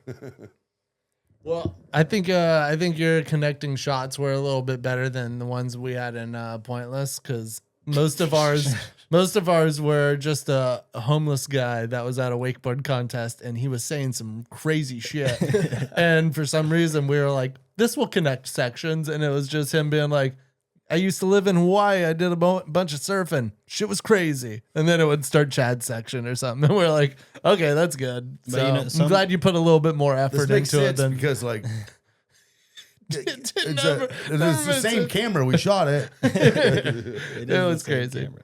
But I mean, some people will call that experimental. Oh, it was very experimental. People were like, that dude, he was the star of the show. Like, there was a lot of people that hit me up and they're like, that dude was awesome. I was like, we sat with him for like an hour and everything he said was gold. Yeah, it was perfect. crazy. We might need to do something like that for something soon. We I could actually totally ju- find some just people in got- Winter yeah. Haven for that. I just got a Take good some idea. people from Polk County that haven't Oh, been on the yeah. boat before. Let them see some old flippy flippies. Oh yeah, Polk County's finest. That'd be kind of sick, dude. All right, we're back. We're back in. We got Kai and Ulf lingering in behind the scenes right now. We can't leave them on the couch for too long, boys. Nah. I wish the studio was bigger. Maybe one day it'll be a little bigger. Yeah, I've thought about we need a little bigger table at a little different angle. So, we're all, and maybe more mics since we're all sharing mics now, It's true. But you can't really, it's tough to do a podcast with more than 4 people. Otherwise, we just do what we're doing, talk over each other and stuff. It's not a bad time. No, it's a great time. I enjoy it. It's been fun so far. It's a fact. It's a fact. let's talk about your 1998 wakeboard run, Shane. Pensacola. Oh yeah. I mean, I will. It was a big advanced triple crown. It was up in Pensacola, Parkside. Oldest 150,000. town in Florida. Yeah. How much? I won 15 grand. 15. That's what started Pointless. No way. Yeah. That's what bought the camera or what? I had a decent camera and it bought the computer, it bought all of the stuff. So we were like, okay, now we can go. Like, let's go. That's And sick. You won a comp and invested Spend- it for all. spend it all. boys. That's Oh, a way spend it better all on investment. it. I won X Games at 14. I think I bought like a vert ramp, like an You 8-foot did buy vert a ramp, vert for ramp. like 7 It was grand. sick vert ramp though, and it lasted way longer than my computer did probably. So, no, yeah, it was a big one. It's probably one of my bigger wins, besides Masters. What's up, Masters? I got a ring. Let's go, So does this Shano. guy. Ty, you got got one? a, yeah. I'm ringless. Oh, it's So happening. seconds. It's one happening. of my favorite things Soon. is we've talked about the idea of anybody that's won Masters, we start a group chat, and every Masters we all like take pictures of ourselves wearing rings and we put it in, but we all chat.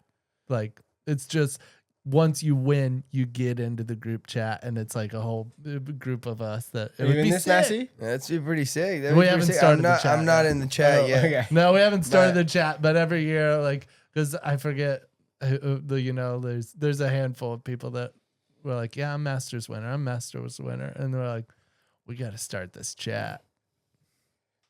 I'd love to be a part of it one day. Who knows? I still Pull, think pull that mic up. We didn't hear you when you said that, Ty. So I'd love to be a part of it one day. We'll see. No, I still think the only reason why I won Masters is because Parks threw the contest, though. Is that when you got DQ'd for hitting the jump ramp? No, it wasn't no. that year. It was what it was is I went off first, 4 riders, every live scoring. So I went off first, was in first. Darren, Murray, Parks are coming up after me. I think Murray goes off next, falls in his run. Darren goes up, falls in his run. I'm still in first. My brother's going off last.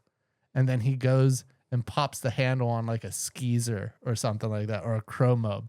And before he even sinks in the water, he turns to the dock and he's like, "You did it, Shane, yeah!" And I was like, I think he just popped the handle on purpose, man. That was fucked up. Well, it was my third trick. I was like coming back and I popped it right at at the the starting dock.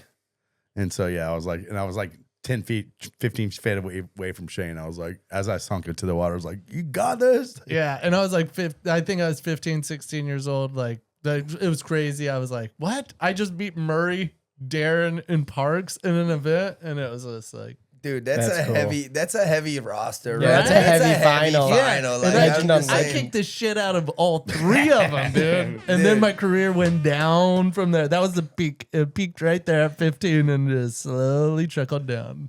Oh, I don't know about that. No, I wouldn't. Try having Now your it's- career peak at 6 months, 29 days old, dude. And then it's just all downhill after that. But it peaked so high. I mean, you're on That's Incredible. You were like everywhere. And then, then it's just a slow trickle. As long as you can make it a slow trickle and not like a steep one. It's not like a.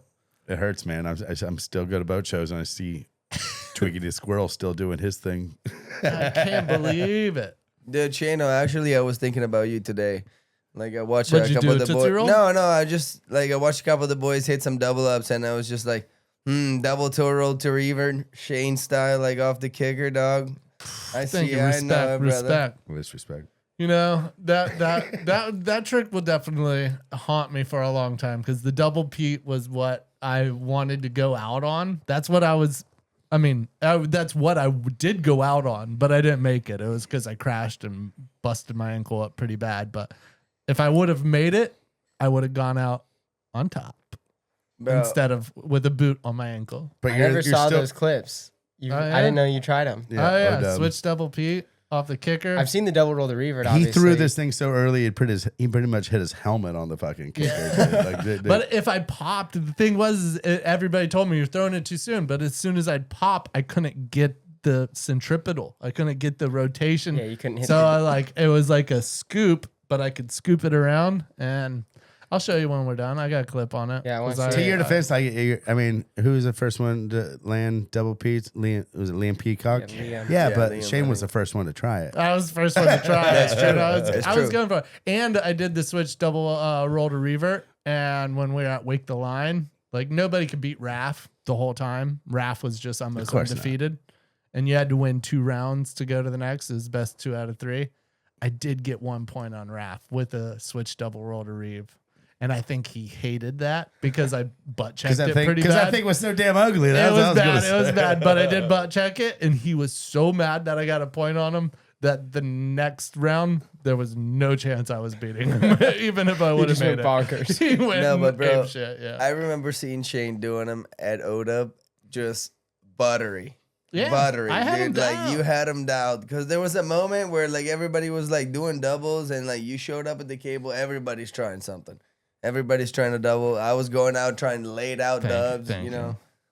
You know. It's I okay. remember- To dude, I've been it's around a okay long to try time, and man. lay it out double cabbies. Well, dude. I mean, everybody was doing double half cabs, and nobody was really going further past that. And I was like, "This is, I think, this is where we need to go. Keep doing different doubles." And nobody was really going for more. They were still just doing back tens or trying back to. And I was Well, like, the stock on doubles is probably a little low then too. the stock was low, but it was because only everybody was doing double half cab rolls. And I was like, well, there's other double flips we can do, but nobody's putting forth the effort. Sounds like you got something against double half cab rules. Yeah, Shane. yeah, what's No, wrong with I double liked cabs? double half cab rolls. It was everybody else had something against it because they weren't going for something new. They weren't trying other doubles right, flips. So Dude. I was like, Speaking of doubles, though, like, dude, we have the homie Nano that has been doing scarecrow tantrums off the Ooh, double. I Dude, love that. stuff is He did crazy, one today, and it dude. was absolutely perfect. That It is was wild. insane. He's doing that, dude. Dude, the kid is Dude, on everyone- fire right you, now. you know what's crazy is everybody through the years had that double thought.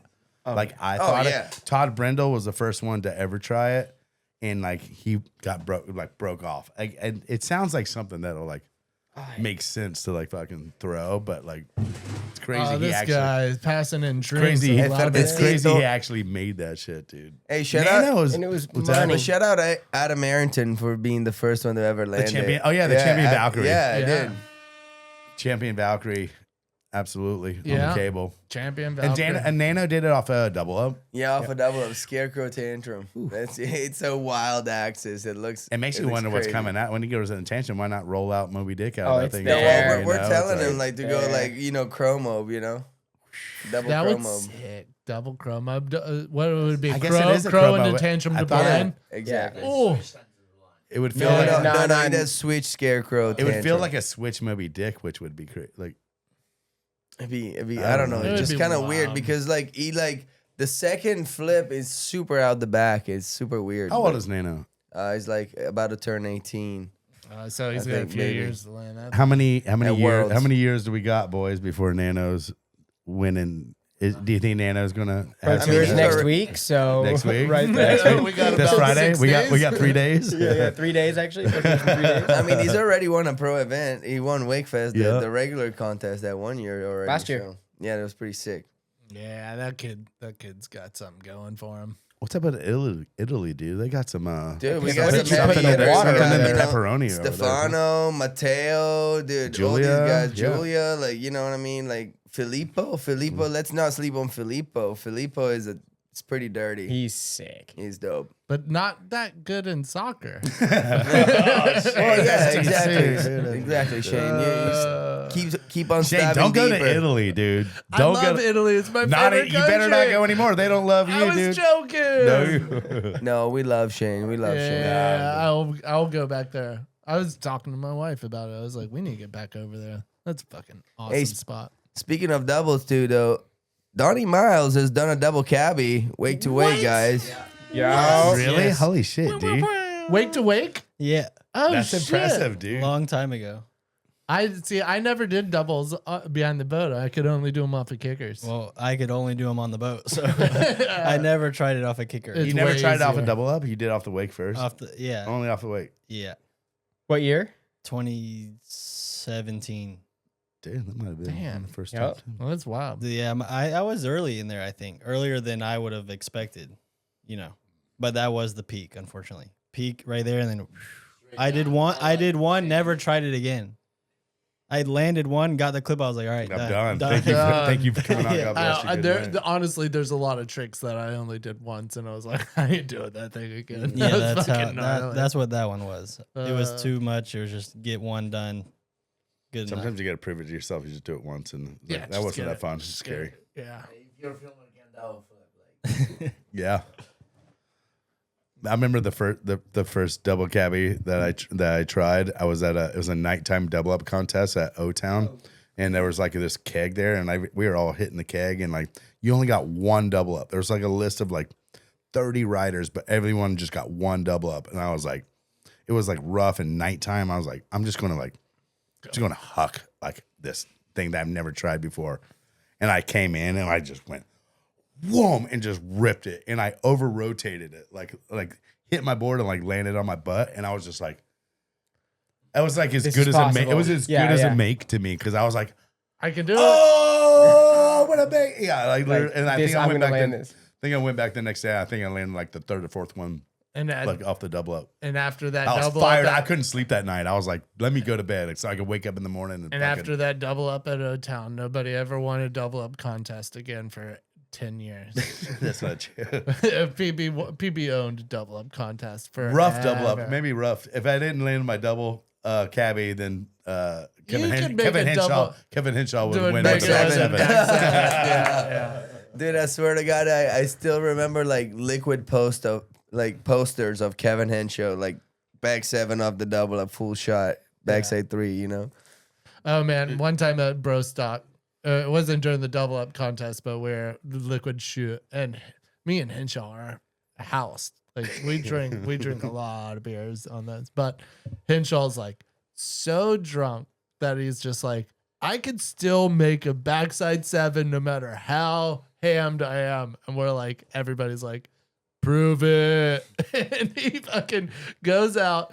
He could hardly make the dock start. Like literally bobbled, like sunk nose, barely got the nose up, goes off, barely makes the double up, still made a backside seven. I was like, this is impressive. Staple. Wow. Yeah. Oh no. Henshaw. Shout out Kev. Yeah, Henshaw had that thing. We've always said what were some of the most money making tricks in wakeboarding. And it starts with Parks' double cabbie, and Henshaw's at a close second with. I think Danny's toe 9. Danny won a lot of contests. Yeah, and he won it with a toe 9. This is before. It wasn't just the toe, but it was clutch. No one else could do a toe 9 this easy, like off of like a shitty rough water double up. Like it wasn't like it was. Oh yeah, definitely. It was remember. Like my double cab and Danny's like toe 9 were like the. Well, that was that era, and then Charles was the back seven was a little bit later. Like Ty, what's the trick that made you the most? Double cabs and cab 9s. Those two. I think they're combined because they come together as one. But yeah. Those two tricks. You might have lost enough money off a double cabbie as you. Not on double cabbies. That's normally like the Rap Teal 9. That one's lost me some money. Also won me some money last year. That's true. That's true. I think mine is Blind P for sure. Yeah, that's your moneymaker. Yeah, that's I thought you were gonna say the Cab 7 as your kryptonite. Yeah, I think the Cabs, the lethal Cab 7. Cab 7, my worst nightmare. Worst nightmare right there, right now. It's really a trick that gets underestimated. Through the years, I've seen so many people on Hill 7s just live like lean out the back, and especially the people who grab it proper and want to do it. You can cheat it fucking in a headwind in a contest, but like the ones who grab it good, like in do a Hill 7, it doesn't have a good track record over like 20 years. You can slip out on your toes so easy on a hill. Like when you go Hill 7, are you going back 7 or front side Hill 7? Oh, switch Hill 7, man. Like it's insane. No, it's ridiculous. It's kind of embarrassing to say. Would you say but, majority of the time you pop the handle more or let it go on your toes? On the day. I don't know. I keep leaving early. Like, you know what I mean? I used to have Cab 9, like pop perfect. a handle on the hills. Just like I just leave early and just get drop the handle. Crook. Case over the heels. Isn't it crazy how like some tricks become a head kick? Like and it doesn't happen like early in the career, but you like I realized like sometimes you fall on it. It's just like some of these tricks. Like I almost fucking stopped doing. I quit in general. I just stopped doing some tricks that No, I like. same. Toe 9 for me. Like, I stopped doing toe 9 years ago. I never did chromobes for so long. Like I stopped doing chromobes, and I never actually learned it for a long time because I was like, "Fuck this trick! I just don't even want it in the repertoire." Didn't like it, and I remember Chris O'Shea and Bob Sovin were having the argument that Bob thought I could do a chromobe or crow 5, and Chris was like, "He doesn't do chromobes. He can't do a crow 5." Went out one set, landed my first chromobe, landed a crow 5. Still have yet to do another one. It's one of those tricks you only got to do once to prove it to yourself. I proved it, made it, did a crow, did first crow mob, went across the wake, went crow 5, and was like, never doing either one. And of believe them me, again. Shane's run needed this shit. Yeah, I did need it. I did it, but I was over too passive doing Tootsie Rolls and Dum Dums. That I was like, You got to make it marks. If I go front side, I can go back cavity. side. yeah, way go harder. backside. Yeah, way harder. It's And not you hard. invented that shit, so Yeah, it's you your gotta stay stuff, true to dog. your name. Yeah, exactly. You're staying true to the game, Yeah, dog. stay true to your brand. You know, people want Totally. it. People show up at Pro Tours looking for Tootsie Rolls and Dum Dums, and who's to give it to them besides me? Yeah, you did. Yeah, you Ulf did. said he gave it to him at double or nothing. But you know, Shane, you gotta admit, like, you know, the revisited Tootsie, it's like probably one of the most, like, you know, famous trick and hottest trick in the past, like, you know, maybe 10 years, you know? The trick had a good little thing, and then it whoomp, and it No. dropped. And then these someone- guys, but until someone, this generation. someone bought it. I think Ulf bought the Tootsie Roll really low, and he's like, "I'm gonna fucking No. bring this stock up." Massi. Massi brought back, like, what was it, seatbelt? The Late seatbelt Tootsie. Tootsie Roll. Shane, I It think came you were back. in on this shit too. You I boys, gave you them- boys didn't cut Shane in on this shit. The late Tootsie. That's the fucked late up. Tootsie. Ulf did. He was trying. But no, I mean, for a long time, that thing was gone and done and dusted. Nobody was even touching it. And then this dude actually started doing seatbelt ones, and people were like, "Wait, you can grab that trick?" That is, Tootsie Roll Tootsie does Rolls taste got good. a bad rap for a while. They you're right. They did. It's mostly the name. well, Bad branding. Yeah, Bad maybe branding. Real bad branding. Bad rollout. You know, a couple of things. Yeah, bad it's rollout. not the most It beautiful- was done by the guy that brought pants into the industry. It's like, not the most not- beautiful trick. It looks like a fucking round off. It's a horrible looking trick with a horrible name. All of it together is not great until you start grabbing it.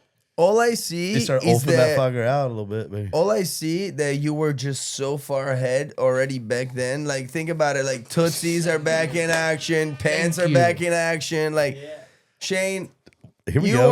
were Yeah. seeing further in Well, the future. Well, they say trends come and go every 20 years. 20 years is sort of when it happens. So technically, when I came out with board pants and when I did a Tootsie Roll, I was just so far ahead of the curve.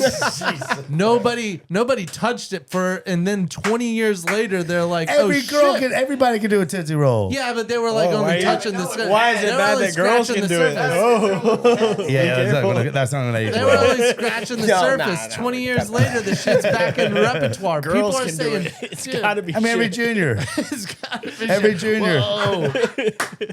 Hey, we can Hey, edit. girls can do We're fucking rap definitely I know the KGBs, and I editor. still see this guy doing double ones. I'm just joking. No, whatever. No, yeah, let's throw shade on it. I don't care. I don't know. Yeah. Hey, dude, We're good. I'm We're doing, good. rap roll the blind in my run, man. Yeah, this shit's sick. Yeah. Every trick's Shit, got to I'll leave play. that shit you in. know? Thank you. Thank you. Nah. Yeah, I mean, shout out to Shout out Tootsie Rolls. Yeah. Thank women- you. women's Tootsie Roll wakeboarding. deserves it. So Not what, just that, the what Tootsie- you're really saying is that it's time to start buying Dum Dum stock. Yeah, Dum Yeah. Dum Stock's coming back. bring the dum dum back. What's the next trick that you think needs like some The rebranding? Bat wings. You think so? Yeah.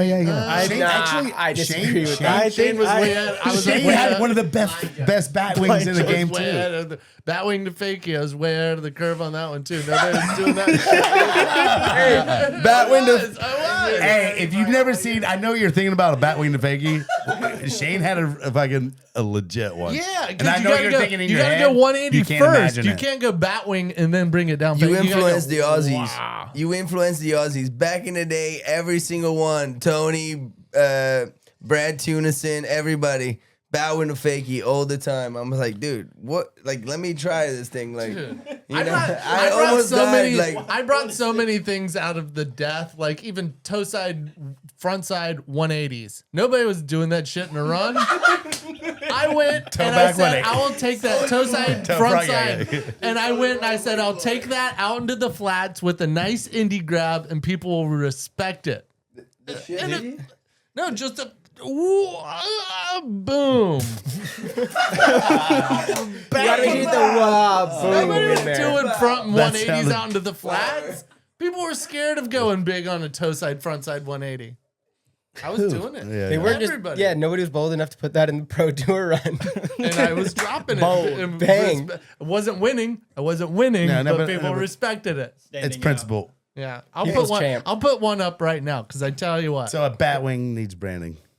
I think a Batwing needs What a- branding. I think an S-Bin needs branding.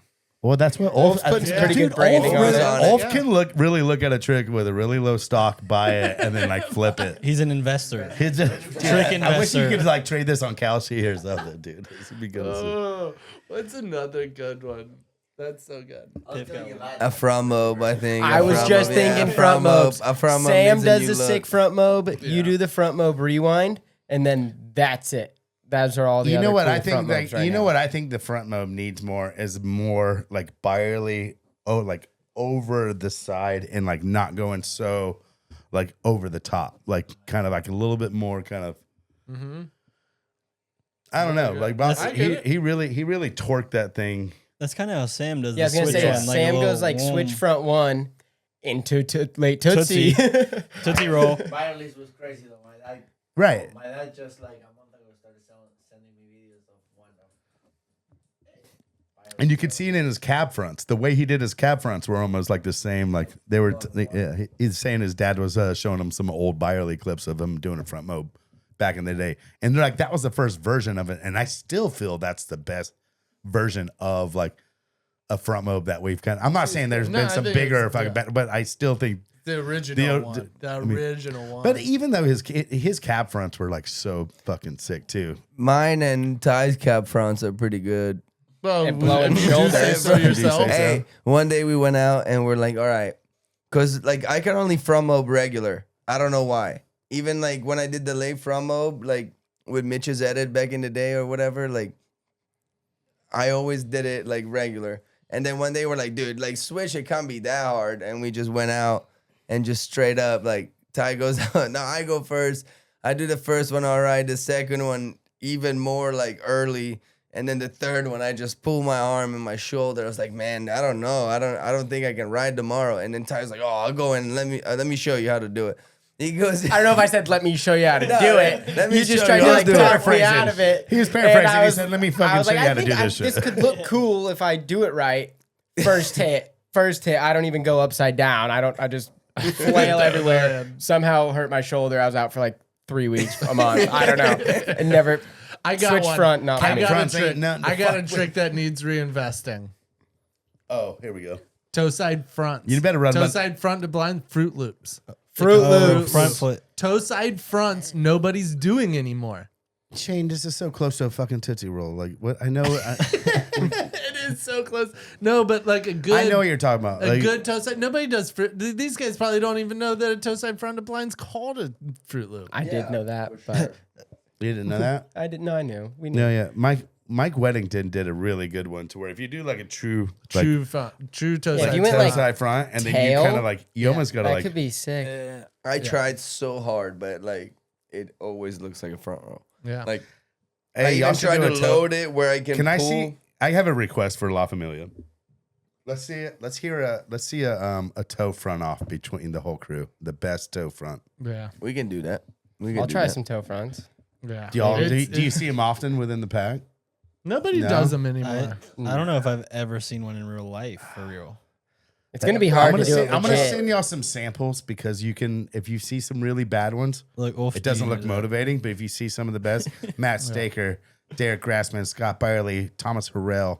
Oh, I like that you threw Grassman in there. Yeah, shout out Derek Grassman. Grassman's kind of really good. Yeah, but Yeah, I did. I saw a bunch of video. Like you kind of like gotta scoop it and then pull and like Yeah. go over. Like Yeah, that handle's got to crazy. go behind. Like it comes gotta here go. behind your back, so you can go. Yeah, you got to keep your shoulders kind of parallel, but you got to load the fuck out of the tail. Like Yeah. you have to like. Yeah. At least like we a had to with our shorter edge, smaller weights. You maybe? might not have to nowadays, but I still think the more you load it, and the more you delay the snap into it, and then like that's kind of like the fucking your S-bends kind of like. Yeah, I tried a few times. Like the end is good, but like I always like take off too It's far. hard. You know. All right, well Let's hit these guys with a Hey, little. we still gotta give away. Should we do You that? wanna do that Let's first? do Let's this do that first. first, Let's yeah. do this first. All right, we're gonna do the spin to win tonight with the La Familia the movie shirt signed by the whole damn fucking crew right here. The whole crew? Whole crew. Yeah. Shit. I might take that. Let's hold on. There we go. All right. Fresh. Yeah, shout out to all the top shelf Patreon members supporting the Bonifay Banter. And getting that name on the spin and win wheel. Someone's going to get this thing. No more stickers sold out. I might have a sticker in this box right here. I think I got a sticker too. You know, I have one of the original La Familia shirts. Which too. one? It's all white with white print with the white threading. Nice. Like it's not. I don't. Maybe not the original. No, like no, the that's first OG one, though. but it's still in plastic. Oh, Still in really? Dead plastic, stock. Yeah, dead stock. Ooh, Shane. That sounds like you're you collector. collecting Yeah. Pokemon you're cards collector. and I know how the collections go. You know what I mean? I get it. If anybody's got a large face tee, I will pay top dollar. Oh. 'Cause Oh, there we go. that We're is on the a resale sick market. shirt. Yeah, I want it. I lost mine and I need it. I think I lost mine. This thing's recording. Who wants to touch the button? Where do we want to go with that? Oh, let Donnie, me- you let do me- it. Yeah, Donnie, Donnie. you put it. You Donnie's put giving in. You tapped enough buttons for the What, La I just Familia the tap the movie. middle? What's that? Yeah, tap the center. We're spinning she's right Like there. crazy spinning. time. Here we go. And the winner is Lake Davenport. Lake Oh, Davenport. Lake will respect that a lot. Lake will definitely respect this shirt. I don't know if it'll fit him, but doesn't matter. And the whole crew. Yeah. Lake's good shit. Yeah, Lake's Double great. down. Shout out Lake and all the other That's the Patreon second time members. winning, too. Yeah, Lake. Yeah, back to back winner. Not back to back, but like two-time winner. I remember Two-time I winners. sent him some LF boots. Shout out Lake. He's Appreciate doing that. good on the giveaways. Yeah, exactly. Yeah. He's- We've had a you know, couple. There's a lot of two-time winners. Yeah. Exactly, guys. Sign up. Make sure you sign up. You win a lot of cool stuff. Yeah, and I was even asking these guys. They still got to debate it, but I was begging or sort of asking politely if we could give our Patreon members maybe one section, maybe 10 minutes of the La Familia movie, just to be like, hey, here's what it looks like. You're not getting the whole thing, but we'll see. We'll see if I can coax them into it by the How end do you of even it, show but- like 10 minutes of the movie? we can. Donnie can cut me up, like just a little 10-minute little snippet. Maybe just one little Pinch. section. Maybe just the Australian. Maybe just the Argentina section. It's just something. Or just can, a little. or can you chop just us up? Can you enough. chop us up like a minute and a half that you couldn't show that we could just show the Patreon well, members? Like now like you're a asking little- them to go back to the studio and do some more. maybe Yeah. and no time rush, but maybe. But when you and give our but, Patreon like, members just something that they can see and go, maybe just a "That's clip what-" that like no one gets to see. Is there something you cut out that you're thinking you're like this was like borderline kind of like?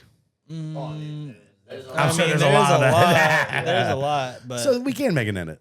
We can't, we there's- can't confirm or deny anything, but we'll chat to them. We'll see if we can give. I like where your head's at. We Shane. can Look feed out- these guys looking out enough for the beer that Patreon. by the end of it they confirm and say yes, we'll give them yeah, something. it's like a big democracy thing. You know, I don't Yeah. make the final call. It's like a big. You vote, do. You really know. do.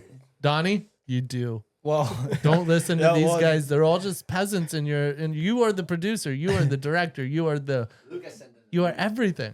trust me, I know I have the keys. They know that. I mean, I actually have the movie, so I I- can just send it to whoever I want. I have- Just joking. I have whoa, everything way past the movie. I got everything. No, you're good. You're good.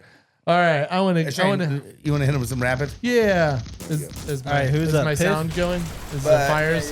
The Yeah. shotguns? Also, I want to touch back on the merch. It's up for sale yeah. online. Absolutely. Up to 50% off on the site. The link is going to be in all of our bios and everything. So, yeah, shop some of our merch and support us, please. Let's get it. Merch looks good. Feels good. Got one on. Yeah, the stuff is good. You guys make some good logos, good t-shirts, good quality. Love Shane- it. We also did make a movie. you could check that out too. Oh yeah, Patreon. Go to the we're Familia. The plug's .com, the already in Patreon, there. We're yeah. giving it out, but Yeah, but we should reiterate that. Like, you never know what part of the You're podcast trying to get people me to listen. give sections away for free. You Yeah, did just say that. Fucking puppies I and was pizza. trying to say that. I was like asking. It might not be possible, but we'll see. We'll see how it goes. Hey Donnie, we're trying to sell this thing on. I'm just Patreon, trying to. and now you I wanna wanna cut show 'em a 10-minute? I want to show our Patreon members a little snippet enough that they go, I need to watch more of that. That's what I want, because I know if I only watched 5 minutes of it, I would go, I want to watch more of that, and I need to, and it's worth the $10. Let me get more. Donnie, Shane's shooting from Absolutely. the hip here. Like, just We'll get you something, Shano. And also for all your Patreon members, it's even better because the movie's cheaper, because since they're already on Patreon and they can purchase it through Patreon, they're gonna save some bucks. Hold up. You actually said the exact wrong thing. Okay. If you purchase on the iOS app, Apple got to take their fee. They want an extra $5, but there's a workaround. Buy it on the browser, and it's still on your app. 100%. We say the same thing with Bonifay Banter. If you Yeah. become a Patreon member through Apple on the app, when you download the app, it charges you like almost twice as much. Yeah. They take a big cut. So make sure you go to patreon.com and find it through there. Do not do it through the app. Yeah, do it on a desktop. No, you said We you love said the Patreon, opposite. Buy it on Patreon. Got it. Well, yeah, but just not on the app. Yeah. No, yeah, it's because On the and browser. but they pay the same, but we get less or something like that, right? Well, I don't know exactly. I think the I think that's customer the way it pays works, is more. or They maybe- pay more. They yeah, pay more. they pay more. Yeah, And Apple It's not the takes best. their Yeah, $5. even if I'm you're not a big if you're fan of subscribing that. Grab Matters, Bonifay Banter, or like buying this movie, make sure you do it through patreon.com through the browser, not the actual app, because like Apple takes a and you big can cut. still do it on your phone. Just don't do it through the app. You Apple can makes go to enough the- money, dude, and they do not sponsor this podcast. Fuck No. outta here. Get out of here. Get out of here. All right, Shane, wrap it. Mom's calling Shane, me you got right some. now. I know she just called me too. Sorry, Betty B.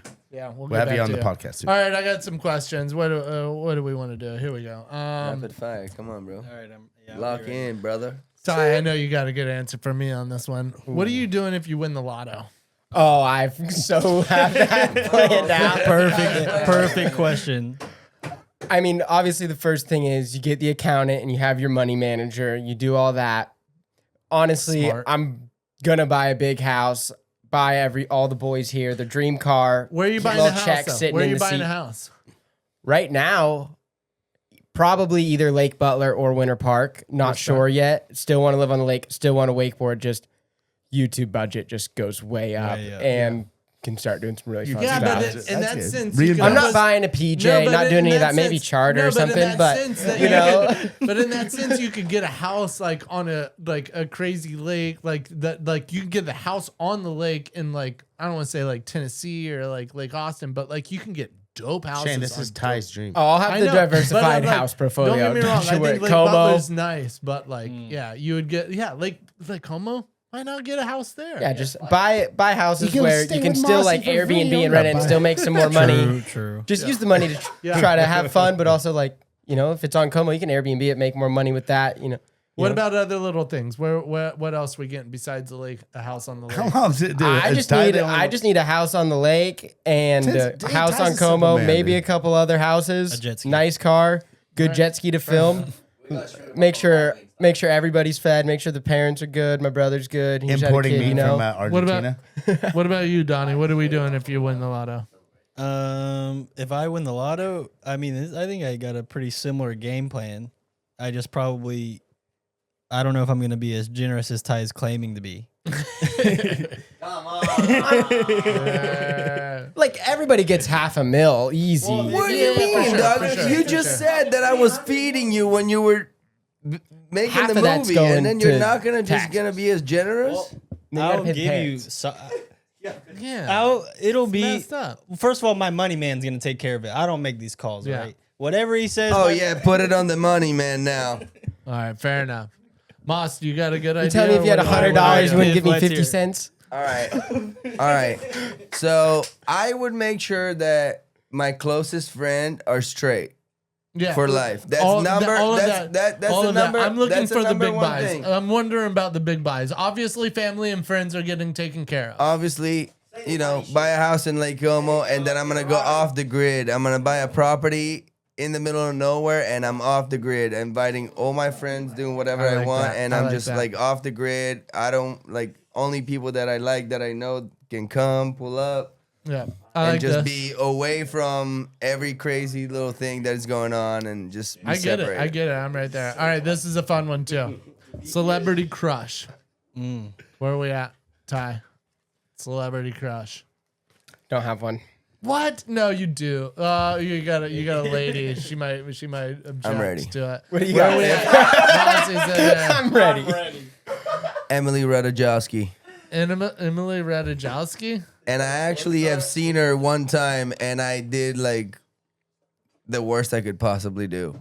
So I'm in Milan. I'm about to board my flight to New York, How much time we got on these cars? and I hear, I'm just joking. Miss Ratajkowski, please come to the counter. And I was like, wait, what? And I just like look up, and I was like, is it her? Is it not her? And she looked like pretty small, like not super tall. And I was like, is it her or not? Anyways, I pull up to her and I was like, hey, what's up, Emily? How are you doing? Nice to meet you. Like, big fan of your work. I live down in Florida. If you want to come on the boat sometimes, pull up.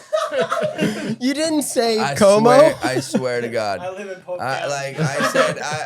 I live in Florida. I'm a wakeboarder. If you ever want to come on the boat and learn how to wakeboard, hit me up. And I was just like, didn't give her who I was, nothing. Just say that. That was my phrase right there. And then, yeah, Damn. never went anywhere with it. Yeah, I can see why. That's right. That's right. Stage fried. What about you, Donnie? I mean, Celebrity crush. I don't. Easy. I'm getting a lot of influence from the back. I don't know. Just maybe like or like movie star or what. I mean, you movie star. Maybe like a Zendaya, like a little can respect it, Zendaya. something like that. I don't know. Yeah, So, fair Olaf enough. doesn't like that one. Well, no, Zendaya's.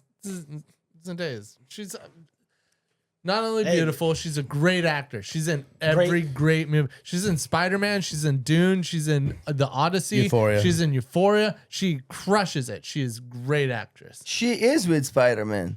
She is with Spider-Man. How can you top that? You can't top that. All right. I mean, Tom's the shit. damn. All right. I mean, Donnie could does that. Have you watched La Familia the movie? He could fuck with Spider-Man. Yeah. No, Donnie he could could- do he that could. shit. Yeah. Donnie I'm gonna could- write him out of the movie. I heard Tom's Executive producer Tom of La Familia the Tom movie. Holland's That's really fucking good hit. at golf though, and I respect that. Yeah. What business would you have if you didn't have to work in it? You just open this business and it is successful, and you're like, I own this type of business. Like, what do you think that is? I feel like Ty's got to have like an idea. Like, I do have a lot of idea. Casino. You gotta see it. Nobody wins more than those guys. Honestly, there's a reason they look so nice. That's a successful business. Yeah, Yeah. that's a successful business. Donnie, what are we doing? Let me. I don't know. I don't Massi's think got one I don't think loaded. I want anything flashy. I almost want like a logistics like. Well, what about like a Shark Tank idea? You're like, this would be a good business. Hey, you're Oh, not starting sure. an accounting company or something. Well, Yeah. okay, yeah, not something Like, boring. I want to create, shiny tires or something. I don't Shiny know. tires.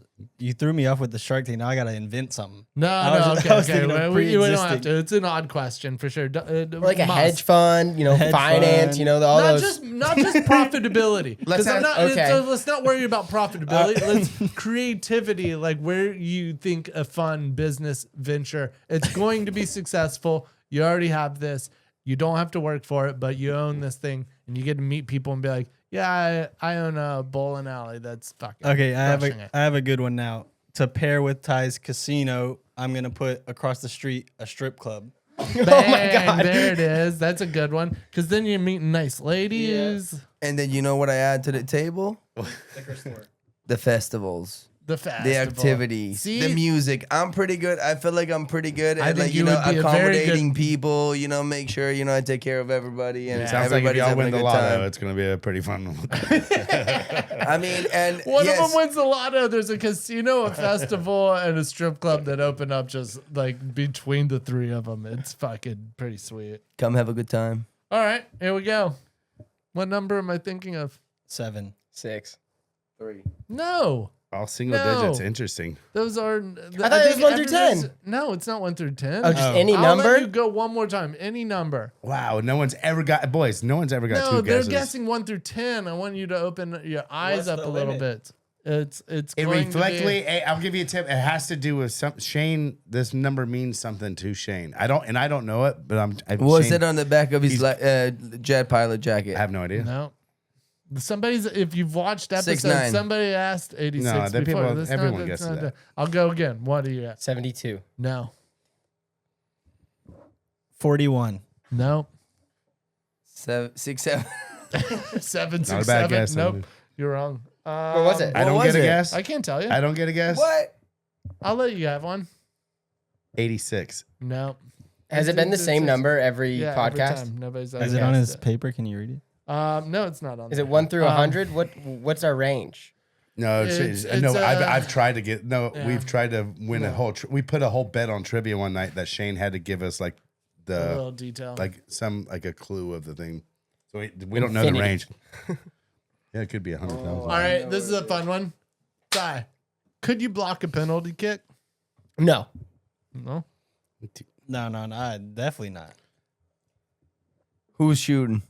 Good question. As Kai. Kai.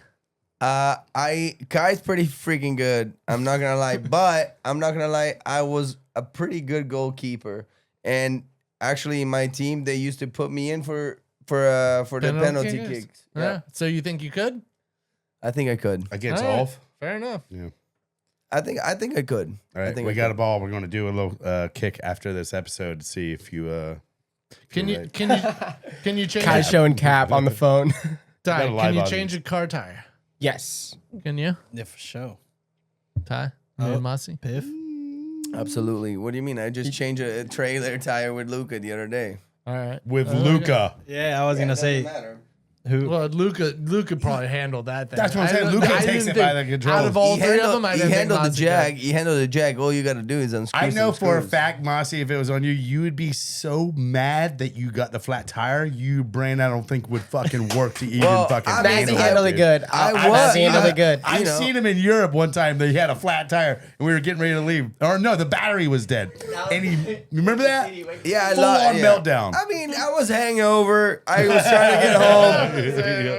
I had a Off whole kid plan relay. to take you guys to eat pizza in Lake Como. Like, you know what I mean? I was mad that we're stuck in hot Milan, like in the middle of the summer when the best part is by the lake. Guys, come on. I you know? feel you. I feel you. I feel you. I like that getting his whole flustered. thing was about like company, comfortability, and food. Like he goes, the reason I was mad is because we just ate nice pizza. You guys were in a good spot and you weren't at the good spot. Like you were like in Italy, but you weren't like that's a true Italian. Going back to my Food, business. comfortability. They're hostess. Going back to my business, hosting people, you know? All right, here we go. Ty. What would be on your champion's dinner? Ooh. If you won Masters. Like if you won Masters or whatever it is. No, it's good. No, feed it. Ooh. Champion's dinner, do you guys know? I don't know, to be honest. So, do you need the full lineup or Just give us the main course. You know, main course? Well, we have our own little version of Champions Dinner. When me and the boys have won Wakefest in the past, we always go right by my parents' house in Tennessee. There's this Buffalo Wild Wings. Always hit it every time. Last year got hit with a little $500 plus lunch bill. That's hard. It's hard to do at Buffalo there. Wild Wings, Yeah. by the way. But it's always fun. It's always a Buffalo good Wild time. Wings? I Yeah, like you it. order about one of everything. I like and that. you get So, pretty so smashed. Donnie, Champions Dinner is at Masters. If they win next year, they get everybody that comes has to eat. Okay, their dinner. does it have to be in the U.S. or no? It's imaginary. It's your own menu. You get Okay. to create your own menu. Okay, but if you win the golf Yeah, I might have Masters, thrown you off by the. If you win the Buffalo golf Wild Wings. Masters, like for golf, like the next year, they do a pre-ceremony to where all the past champions come and do this big dinner, and the past champion gets to pick the whole course. Appetizer, yeah. Yep, I want the cave from Lake Como. All the prosciutto, the cheese, the wine. I want I've been there. I know what you're talking I about. want a huge table, like double this, I want all of that. I want Donnie's that. right. That's Yeah. good. I like that. I respect that one. Donnie, how's the vibe in that I've been to that cave. The there. cave, That the place cave is that's like the spot. We went there, I think the first year that we went to film over there, and then like after that, we're like, all right, every time we go, we're going to this spot. Like, obviously the prosciutto and everything's so good there, but the cave itself, like when you're Yeah. in there and you eat it, like it could be. I could eat anything can taste good to me, Yeah. but it really does taste. Like, All right, it's Massi, what's insane. yours? What's your champion dinner? It is a good spot.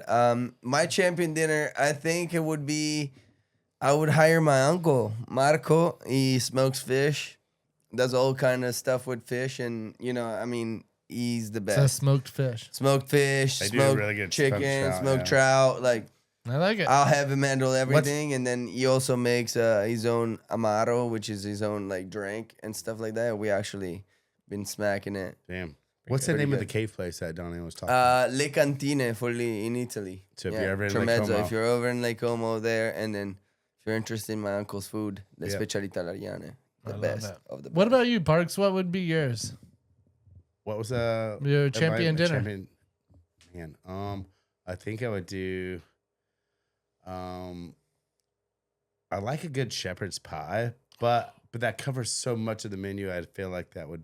No, but you can create the whole Yeah, yeah. menu. But like, if you like the shepherd's pie, that's where you'd start. I think a shepherd's pie, key lime pie, and big switch up.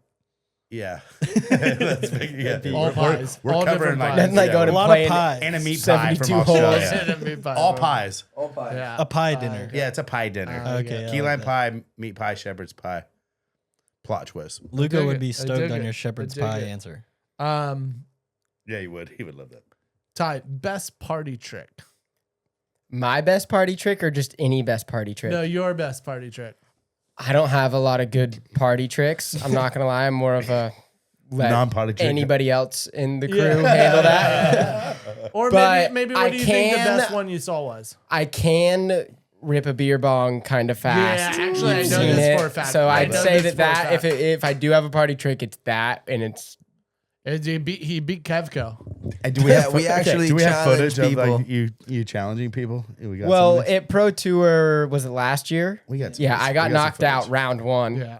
and was a little just You and had Kevko's to do battle something. was highly- And so we were doing if you beat me in a beer bong, you get a free tea. If you lose, you got to pay double. And so I think I did it in like a second and a half or under a second and a half. You and Kevco had a battle. It was a and battle. That was a close one. It was a very close one. And As you would say, Kevco's was unbeatable. Before the game, I Kevco was, remember that. before the match, Kevco was favored. I've seen him. Yeah, he's a partier. He's been around the water ski world. Did not think you really had a chance. You beat him. Shout out Kevco though. Yeah, We shout love out you. Kevco. Yeah. Some on the 4th of July. All the right. other What night. about you, Moss? What's your party trick? It's the worm. Yeah. But it's not a classic worm. It's more of a It's an inch- caterpillar it's an because inchworm. Yeah. yeah, it's like a caterpillar Oh, because yeah. I go up and then I go down and then Yeah, go up. that's the and then go inchworm. down. Yeah. I've gotten really good at like being on enough Red Bull parties and weddings and stuff to where I'd be like I can sense like The- when the it's coming, inchworms. and then like Have you gotten Yeah, rug and I- burn on your face from it, or Oh are you good? mate, let's not even talk. I've ruined pants. I've I was bleeding through the pants at Jake's wedding. Like, you know what I mean? I had this nice, like super nice, like he's done it in tan really shorts dirty. and- He's usually wearing like all white or some Yeah, shit. he too. loves to wear all not, white. not Like, at a look at wedding, but like Red Bull parties. He's like, you're not doing inchworm in some of the threads that he's doing, but he does. I mean, he's do got it. nice cords on right now. And Maybe like, we dude, can I get one. swear to God, like at Jake's wedding, like they put like a tarp down and they had me do the worm on a freaking They brought their own tarp on a for you. freaking on some freaking concrete. Like, dude, like I already had a burn on my knee from before. Obviously, still an injury from an inchworm. Yeah. The And wedding then I planner's like, reopened up. "What's this tarp about?" We're like, "It's for Mossie's inchworm later." And I was bleeding a lot. I was bleeding a lot. But yeah, that's my sick. go-to for sure. That's it. Donnie? What is the question? Party trick. Party trick. Oh, yeah. I'm kind of like Ty, not much of a party trick person. I let we got some other candidates that can handle that. Yeah. But I will. Donnie come out. likes to pee in empty beers. No, well, we have a whole different little scheme with the beers, but we'll leave that out. Roofies, I get it. Wait, what is that? I don't know about this little scheme. You don't know that? No, but they roofie You each know what other. I'm It's fun. No. It's a little. It's not a sex thing. It's just make them pass out and don't remember the rest of the night thing. It's fun. No, I'm just joking. Clip that. No, it's funny. Yeah, I don't know. Shane, I don't know Shane what I shut was that doing. I one thought down. that was funny. I didn't really think that these guys were roofies. No. We don't do that. Okay, no, back to okay. So what about best party trick you've seen? Ooh. Okay, best party trick I've seen. I can't, the best ranking, but one that I really enjoy is Sam when he has some reggaeton music going. He just loves to just break it down, and you'll see him and you'll be like Sam, and once the switch is on, he's not even looking at anything. He's just fully in the music. He feels the music through everything, and I enjoy that. I think that's a top Party tier trick in party itself. Yeah. Yeah, that's good. That's good. I saw Mad Mike Jones one time at this like old school, like late 90s, like motocross, like party. Dude, it was like, and he goes, "Have y'all ever seen a screaming Indian?" We're like, "No." And he goes, I swear, he takes like his beer. It's a Corona. We're in Mexico. He goes, chugs his beer, puts it down on the fucking table, elbows it, splits the beer. He's bleeding out of his thing, out of his elbow, and he takes the fucking blood and he puts it right here, and he goes, "Ah, la, la, la, la, la, la." And I'm like, everybody's sitting there going, Holy shit. Dude, that's fucking shit. Like, That's dude, crazy. That is awesome. it was wild, dude. I would say that was probably like, oh, The man. commitment to a party trick is almost half of it. The party trick is good, but like the commitment to it, like Massi said, he was bleeding through his pants. Like that's But a most good party commitment. tricks get like a good party celebration. Like everyone who watched this was like, This dude's insane. This dude's crazy. Yeah, I've been pretty shook by some crazy party trick, and like from people that you like don't even expect. That's good. "Damn, that surprise is a beautiful thing." I always liked in my leather jacket days, and I mean even maybe pre-leather jacket days, but like when we were at a bar and there was just hedges, like big bushy hedges, I always really liked running and just going half front flip, like almost head down into the bushes to where you would like disappear like Homer Simpson. Like you would just go woof, and you would just like, they're like, what? And you just like, then you come back out, fucking sticks all over your beard or whatever. Like, but I loved this move of, because the leather jacket was very impenetrable. You could do whatever. Like I've drug behind cars and stuff in it, but I liked just walking down the sidewalk and there would just be hedges and I would just go, whoom, and just like full flip into the hedges, and people are like, what? Like that wasn't my best party trick. There was some other fun ones. No, that's pretty fun. It was fun. It was Leather just jacket, you can get away with anything. you can get away with a lot with the leather jacket. It's true.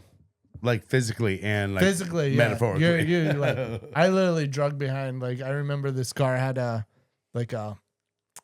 wind. Like what is it? The wing. Like the wing on the back. Okay. I hung on it Spoiler. for a little Yeah. bit, and it was going too fast, and I let go and just tumbled with the leather jacket on On the road? Yeah, no problem. No problem. No That's problem. totally fine. You gotta Totally wear your fine. leathers. You gotta like tuck in. But the head, totally good. Totally fine. Leather Yeah. jacket. Leather jacket. It's like a helmet. Yeah, Yeah. makes sense. I was remember powerful. I remember Sam one time that he like kind of like front flip into a bush, and then she kind of just got stuck in there. Yeah, I've been stuck in a then, bush. And he was stuck in there, and then like we all get home and we're like, "Where's Sam?"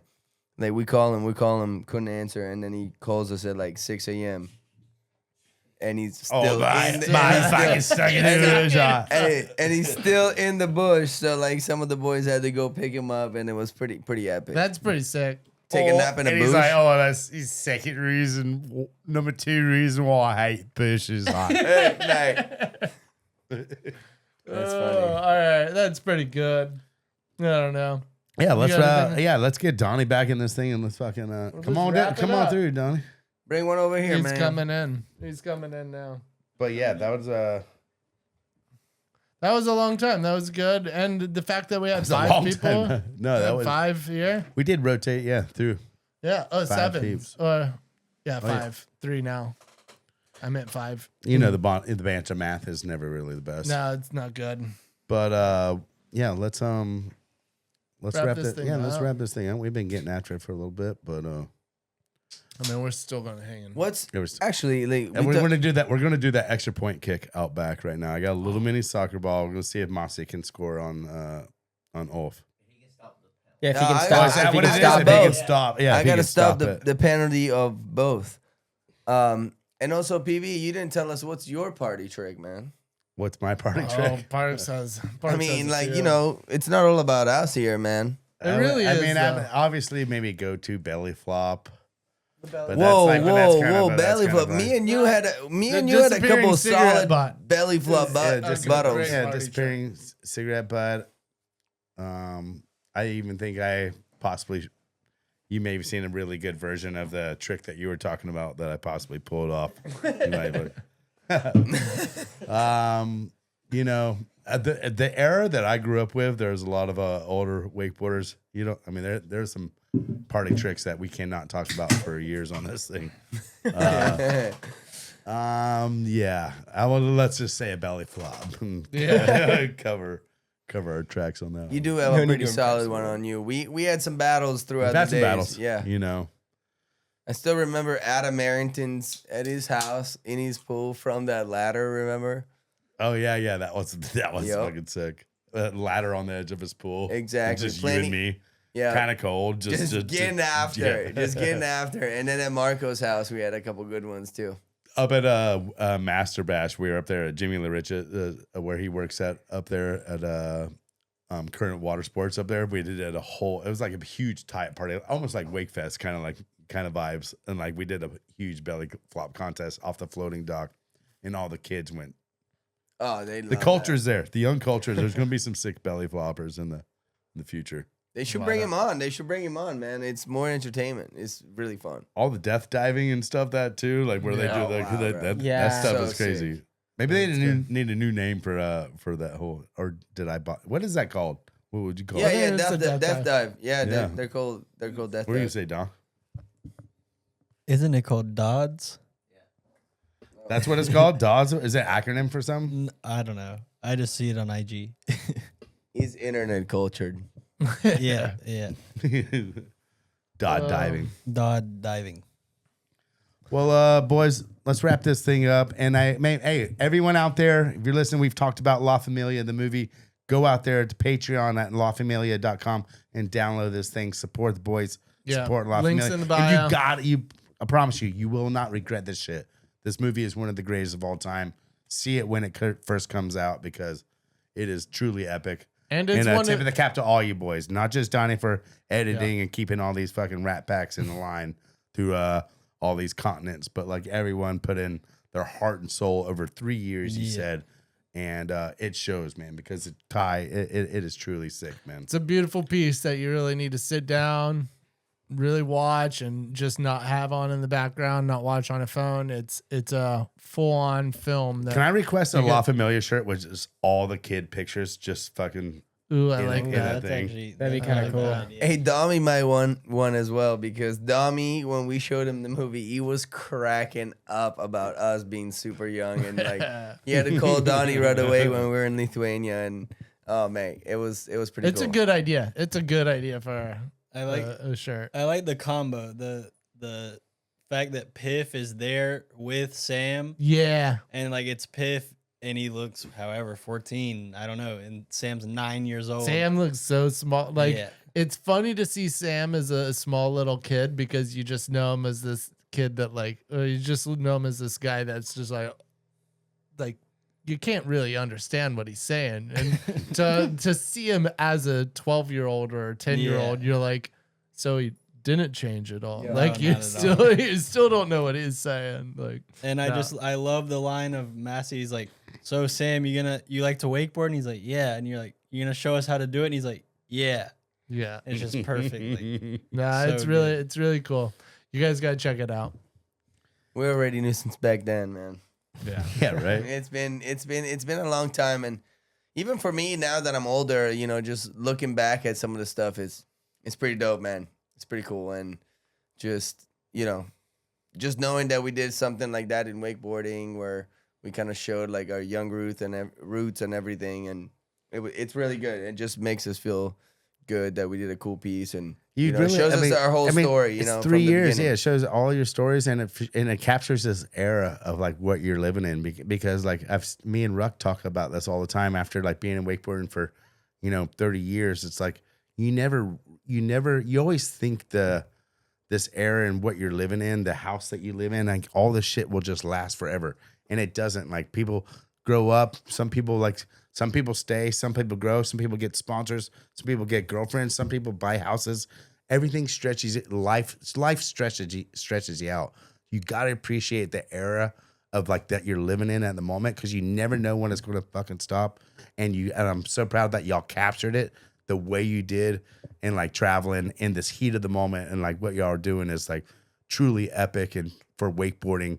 And just for the fact that we captured these 3 years is like, it's monumental, man. And it'll live forever. And y'all will be proud that like when you get old, that you'll get to look back and see that this period of your life was captured the way that you did it, D. I never know the good times are gone until.